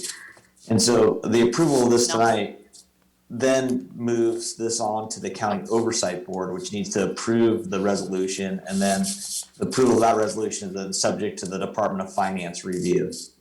Oh, I guess we are not the successor agency on housing? We've conveyed all of our housing assets to the county housing authority, so we don't have any assets over which we are. I see. So I just remember when we were doing housing, they were saying we were not the successor agency, that we had an option to be the successor agency for housing, and we elected not to at that time, and the county took that over. But that is only with regard to housing and not the rest. Okay. It was our individual oversight board that was combined and consolidated with a county-wide oversight board, which you may be confusing with the successor agency. I was. Thank you. Anyone else have a question? Jack? Bob? None? Okay. Going to public comment right now. Is there anyone here for public comment? Seeing none. Or anyone from public comment for Zoom? Seeing no one. So are there any questions that the staff would like to answer that you've heard out there? Okay. May I ask a stupid question? Okay. I've been to college. I know a few things. Do we ever get any money for this? Is our money out there anywhere? Is our money out there anywhere? Or is it just like smoke and mirrors? Well, since redevelopment went away. Right. The money went away, except for a small amount that we do get to be able to administer the remaining successor agency program. And Are then you some talking about the comes in. $8 million? Yes. Yes. Oh, I'm sorry. The 8 million, I guess. In the refunding, you mean? I don't know. I'd just like to see a bag man for money. So there is Are you talking about the 8 million that's with the trustee? Yeah. Yeah, so that would actually be used to buy down the bonds, the Okay. principal of the bonds, so. All right, you know, I wanted to let everyone know, with the dissolution of that, we would get $1 million for housing. That's what it would have been. Now it's gone, and we have nowhere to make that up. Now we're so excited about the 150,000 that we have in the Housing Trust Fund. It's sad. It's sad. Okay, that's enough, Madeline. And so I already asked for public comments. No. Nothing for Zoom. Nothing. And staff, there is no answers. Oh, sorry again. Staff response to questions, nothing. Right. So, council discussion for input and further direction. Motion to approve the refinancing of previously issued tax allocation bonds, and adopt this resolution of the successor agency. And I'll second that. I mean, anything, obviously, I just want to thank staff and our financial advisors. Anything that saves the city $2.34 million through 2036, I think is a good decision. And so I think this is a no-brainer. So I will second that. Okay, well, thank you. Could you take a roll call for us, please? Thank you. Councilmember Ding. Aye. Councilmember Barnett. Aye. Councilmember Harrington. Aye. Councilmember Felder. Aye. Vice Mayor Agramonte. Aye. Sorry, Mayor Agramonte. Thank you. The motion carries unanimously. Thank you. Now, should I do a drum roll? I actually think 5.4. this neighborhood prefers the sound of cars doing donuts. Is that right, guys? I got a greatest hits for everybody. 5.4, discussion, consideration, and possible action regarding the Casa Grande parking lot off of First Street East. Our city manager. Before we do that, Mayor Agramonte, I have to recuse from this item because I live within 500 that's feet right. of the I'm sorry. parking lot. Thank you. Thank you. Our city manager. I know, I'm sorry to look surprised. I know it's after 9. Is this something you wanted to take up? Well, I think Rather we than- might even get death threats if we don't take it on. Okay. Okay. We'll be fine. It won't take much of your time. We like to wrap it up fast. I appreciate you checking in on the 9 o'clock Okay. hour, and yeah, if we can. Thank finish it. you. All right, so, Madam Mayor and council members, this item comes to you because you requested it on your quarterly agenda process last time. And basically, the question for you at the time, the question you asked at the time was regarding the Casa Grande lot. And I can show that if you'd like a graphic of it, but everybody's familiar with it. Is there an opportunity to potentially lease the lot from the state? There were discussions in that regard. I summarized what those discussions are and have been. I did reach out to State Parks most recently. They're still open to a lease of the lot. I think the question is the term. They were interested in something shorter term. We were interested at the time in something longer term, but mentioned something in between, and they said that Rob said, "Sure, let's talk about it." So you can certainly discuss it right now. The possible direction you might give us would be to go and talk to State Parks again, maybe to consider an ad hoc committee to work with that. I suggested maybe adding Mark from the chamber on that. And then some parameters, what would the length of the lease we would seek, or maybe leave that up to the ad hoc committee. And then what are the things you'd like us to address in the short term? So I'll stop there and let you go ahead and dive into that All discussion. right, thank you. Does anyone have any comments before we go out?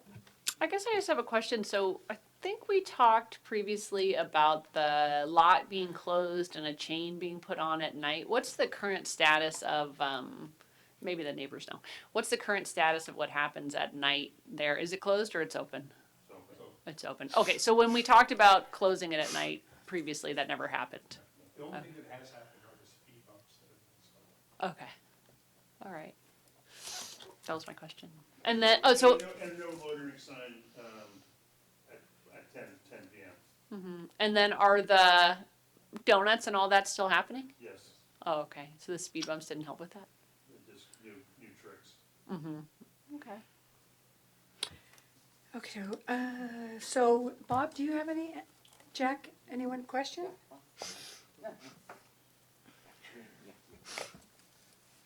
I'm very familiar with this. We've dealt with this issue for a long time with the Planning Commission, hoping we could get some resolution. So I'm fully in favor of pushing this thing forward to get something with the state. And whatever the term of the agreement, obviously longer is better, but I think we should get something back in place because that's been a void. And I'm worried that the state is going to decide to close it down to the city and start charging for parking or something else, and I'd like to get something in place before that happens. Okay. I have another question for you guys. So if you recall, if you were there then, when the city controlled that lot, was it different than it is now? It was the same. Same thing. Oh, okay. And It's a football, it's a political football. It gets passed between the city and the state and the park rangers and the sheriff and the police department, and nobody wants to own the situation. So the only By thing the way, my name is AJ Ribley, I live at 335 First Street East. Hi, everybody. AJ, if you wouldn't mind, because these are being, this is being sure, I'm recorded. happy to- So in case something bad happens, that we'll be able to say you were here. Yes, no, I'm here. AJ Ribley, 335 First Street East. I've been writing letters going all the way back to 2006. Chief Sackett was one of my favorite people to send letters to. Currently, it's Chief Rodriguez. I've sent many letters to many different versions of And videos. of City Council and video. And I know that the police dispatch number is 3601, not 3602, because you call the police station, nobody's here. It's become constant. It's a constant thing. can I just ask, what, Go ahead. do you guys have an idea of what would be effective to? I mean, I could get, like, right now, I could get a post hole digger and I could get bags of concrete and I could just cordon off that, what I call the racetrack or the horseshoe. Basically, when you come in the parking lot, you wouldn't have to close it at the gate. You could still leave all the parking by the Swiss Hotel open. You could have that there. But what you have is you have a perfect racetrack. We've put in speed bumps. The speed bumps have been somewhat of a deterrent, but not much. COVID was actually the best deterrent. Sorry to say that, but very true.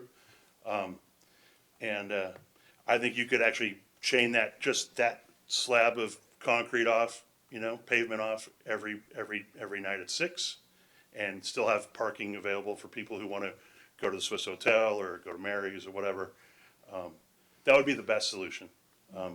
It's just you get tired of calling the police. You get tired of sending videos. You get tired of saying, hey, I'd really like some help. It's been 15 years, and all I say to everybody is, hey, when somebody gets hurt, somebody gets killed, I've got a file of litigation. So something I don't like to go to that level, but I just want to make it clear to people, like, there's a history of neglect, there's a history of this public nuisance, and we just like it to stop. And that's all. And any help would be great, but the back and forth, the city, the police, the park, it's frustrating. And so I appreciate all, public service, you guys do so much for our community, and I really appreciate it, but this is a thing that's been going on for, in my opinion, far too long. So that's it. That's all I got. I appreciate it. So. Kilby's. I don't want to follow you both. All right, Kilby Stenkamp, 351 First Street East. I think the space is underutilized, and it could be, if we secure the lease that's been going on 10 years, we put a gate, it could be a moneymaker, it could break even. So I was there Saturday, it was packed to the gills, full of people. A couple asked me, what's going on here? What's going on? I said, this is Sonoma on a Saturday. Sunday morning I woke up and we had a big gang Norteño symbol on the entrance. We painted it out immediately, had a long talk. We being me. I went to Friedman's and I got a can of spray paint so I don't have to paint anymore. I talked to Orlando, who was going to stay, but he had to leave, and he said the gang issues in Santa Rosa are trickling out to smaller communities. We're not staffed. He said it's not staffed to patrol the parking lot, and he feels that we have a problem and we need to get ahead of it now. And I have to agree with that. So it's no longer the high schoolers and the local drug dealers. It's gone to a whole new level. Thank you. Thank you. I'm Sam Taylor. I live on 2nd Street East. So I just wanted to add to my friends, we hear it over there too. And all up to Blue Wing and around, and that's a problem. But just to make sure that we all understand the depth of the situation, it's not only the Casa Grande parking lot. It's now, and well, probably pre-COVID, I would say more, but it will come back. It's further up at the end towards where the parking lot that abuts the Veterans Home from the First Street East side is. And when the Casa Grande is monitored by a patrolman or something like that, they go up there. When they go back and forth, they get chased. They come around, they zip around Blue Wing, they come zip it down Second Street East. So it's a bigger problem, and I'm not sure how to best deal with it, whether we deal with post hole diggers, or we deal with gates, or we deal with a targeted enforcement of some kind. And I know those are words that none of us likes to hear, but these kinds of things have to be thought out, and this problem has been going on for so long that we, as a neighborhood, really are asking the city council and city staff, through direction of council, to take a leadership position on this, and that means vis-a-vis the state and the county if that's necessary, and the police department. So thank you for your help on this, and if there's any questions, let us know. Thank you very much. Jack, did you want to say something? Oh, I'm sorry, I'm closing any Zooms? There's only 2 individuals, and neither one of them are raising their hands. It's Mark from the chamber and Orlando Rodriguez, the chief, so. Well, then, I'm going to close the public hearing, Zoom and in person. So, anyone comments? Anyone have? Just brought up a very interesting point, and I think that we should include the county in this discussion because that vet's lot is not chained off or barricaded on the First Street side. So, even though it is on the First Street East side, it is on the First Street West side. So you can't cut through, but that's a big lot that they could do a lot of damage to if we closed off the Casa Grande lot. So I think we got to include them because that's county property. Yeah. Oh, Kelso's gone. Does anyone else have anything they'd like to share? None? Could I just say quickly to... Oh, could you stand, please? And welcome to the council. I would just like to address that. We did have discussions with Kathy Capriola last year, well, pre-COVID again, and there was talk about activity of barricading and fencing that parking lot at the end of First Street East. There's a mixed feeling in the neighborhood about that because, of course, it's not going to be very pretty, is it? And we are sensitive to that. But how to deal with it, we haven't had any great ideas either. So, we're looking for creativity on this as well. Thank you. Through the mayor, it was just, my comment is really get the county involved because we want to solve that problem. We don't want to leave that as another problem for later. So the county, that's the parks, is that what? No, they're just saying like if you close Casa Grande, then people might go up to the vets parking lot, and I think we paid. Didn't the city of Sonoma paid $35,000 to put in a gate on one side that the police could access so that they could Yes. go all the way around without going through the plaza, So I know that we did that. So maybe another gate is necessary or something like that. Yeah. Well, I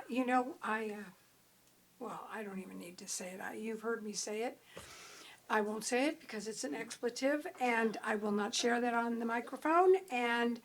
But I think the state obviously has a role in this, and we really need to do that. I don't know if this is a proper time. The city manager can share and correct me, but we would possibly need an ad hoc committee, some kind of committee, to be able to work on this and to focus on this issue. And That would be a direction that would be helpful if you wanted to form that, you could. We'd like to do It sounds like the city clerk saying that Chief Rodriguez is interested in speaking on this too, from Zoom. Great. That's correct. Okay. Good evening. Sorry I had to leave the meeting. Can you guys hear me okay? Yes. Yes. Okay, good evening, and again, thank you. The money that was set aside to fix the vet's parking lot, that never came through. That fell through and we never did anything with it. So I don't know what happened to those funds. We tried to put a gate, put a fencing on that area, and Kathy, our old city manager, didn't approve it, and then eventually COVID hit, and nothing ever happened there. Oh, But everybody's correct that if we do something with the Casa Grande parking lot, everybody, then they're gonna go move up to that next lot. So we have to fix both of those problems. And I just have to take some time right now and thank Rob for actually getting 2 new park rangers who actually do go in there and they do tag people and they do kick people out of there. But it's true. They go to the high school, they come back on Second Street East, and then they're right back at it again. And with the amount of deputies that we have to respond to other things, and we can't just continue chasing them around in a big circle. So that definitely presents a lot of problems for us. And yeah, we have to come to a solution where maybe putting a gate, maybe rearranging that whole Casa Grande parking lot so it's not a racetrack might deter a lot of kids. Thank you. Thank you, Chief. So you're just looking for direction? Yep, ad hoc committee, I'd really like, and I'd like to serve on it unless I have to have a bloodbath election on that, but I'd like to serve on the ad hoc committee. So. where am I'd I? certainly be willing to join you if you would care to put me on it. You have the history, thank you, Bob. So let's see, we did everything, so you've heard. So is the council forming an ad hoc committee? I think it should require some sort of action Motion by the council. to form an ad hoc committee comprised of Mayor Agramonte and Councilmember Felder for the purposes of working on the Casa Grande parking lot issues. And, I oh, I'm second. sorry, oh, thank you. Can I introduce a friendly amendment? Could we add Mark on it? Do you need to add him formally? If you add anybody besides the council members, that means the ad hoc committee, every time you meet, you have to Oh. agendize it, prepare a notice, send out notice to Forget the it. newspaper, open the public comment. I We don't could- think that'd be very functional. Don't make that friendly amendment. Certainly Rejected. invite Mark. That was very unfriendly, Yeah, Bob. yeah, the city manager said you can invite him anytime you want. And so invited to this, as you just said that, invited to this meeting would be the group that's here, because nobody's more intimate with that than them. And yeah. Before we all go to the happy hunting grounds, it would be nice if this resolved, right? So I think, roll call. Councilmember Ding, Aye. Councilmember Harrington. Aye. Councilmember Felder, Aye. Mayor Agramonte. Aye. Thank you, the motion carries 4-0. Thank you so much. And I think that's the end of our evening. Is that right, Mr. Kiff? There was one more, no? No. That works unless you wanted to take care of the consent calendar while the city attorney is present. Because I know he's doing some traveling tomorrow. He'll still be available. All right. So we still have 5-5 though, right? 6. Oh, no, 5-5. I'd like to make a motion to continue 5-5 to tomorrow. Okay? Second? Oh, it's new. All in favor? Oh, I'm looking for a roll call vote. Pardon Do we me. need to do a public comment on the continuing it? Yeah. Take it, should, I have to take this out to the comment, back out for public comment? And the issue is continuance for them Yeah. to comment on. So the issue here is continuance. Anybody want to comment on that? Hearing no one, I'm bringing it back in. Is there anybody zooming? Okay, so we are now, could I have a roll call? Councilmember Ding, Aye. Councilmember Barnett, Aye. Councilmember Harrington. Aye. Councilmember Felder, Aye. Mayor Agramonte. Aye? Thank you, the motion carries unanimously. That's cool.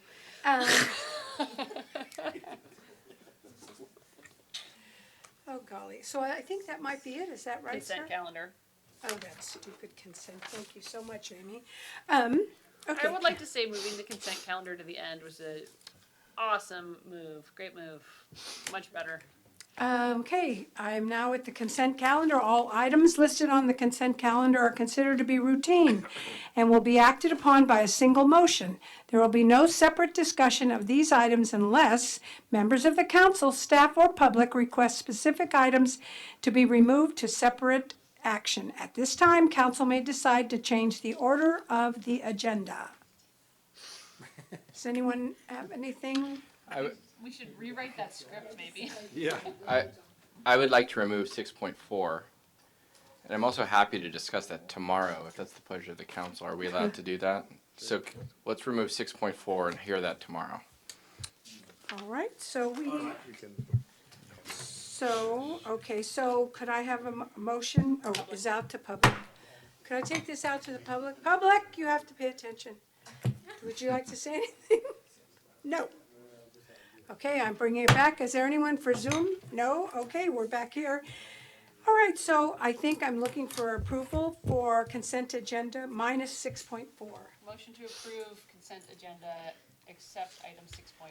Second. Roll call, please. Councilmember Dean? Aye. Oh, I'm sorry. Councilmember Barnett? Aye. Councilmember Harrington? Aye. Councilmember Felder? Aye. Mayor Agramonte? Aye. Thank you. Yeah, motion carries Please unanimously. God, this is it. Make a motion to continue item 6.4 to tomorrow. Second. Public comment. And public comment? Nobody, and we're bringing it back. Anyone on Zoom desperately needs to comment on this? Nobody? So, all right, so, roll call, please. Vice Mayor Ding, Councilmember Barnett. Aye. Oh, sorry. I still skipped. Well, he did. I'm not permitted. I'm sorry. Aye. Councilmember Barnett. Aye. Councilmember Harrington. Aye. Councilmember Felder. Aye. Mayor Agramonte. Aye. Thank you. The motion carries unanimously. My apologies, Vice Mayor Dean. So you're all done, but just for the public certification, tomorrow, the 6 o'clock here, the discussion items would be the budget again, the fee resolution, because the two of those are tied together, the discussion of your third quarter planning, which is always fun, so you can kind of dive in with things you want to add for the third quarter. And then finally, 6.4, which relates to the residency requirement for the city manager. And that's it for tomorrow, unless you do committee reports. Thank you, everyone. So I guess And you're adjourning till tomorrow. I'm adjourning until tomorrow. Thank you. Thank you. Congratulations. Congratulations, Amy. Thank you, Amy. Thank you, guys. Appreciate it. Aye. Have a good night. Wow. Thank you, Dave. This went really well.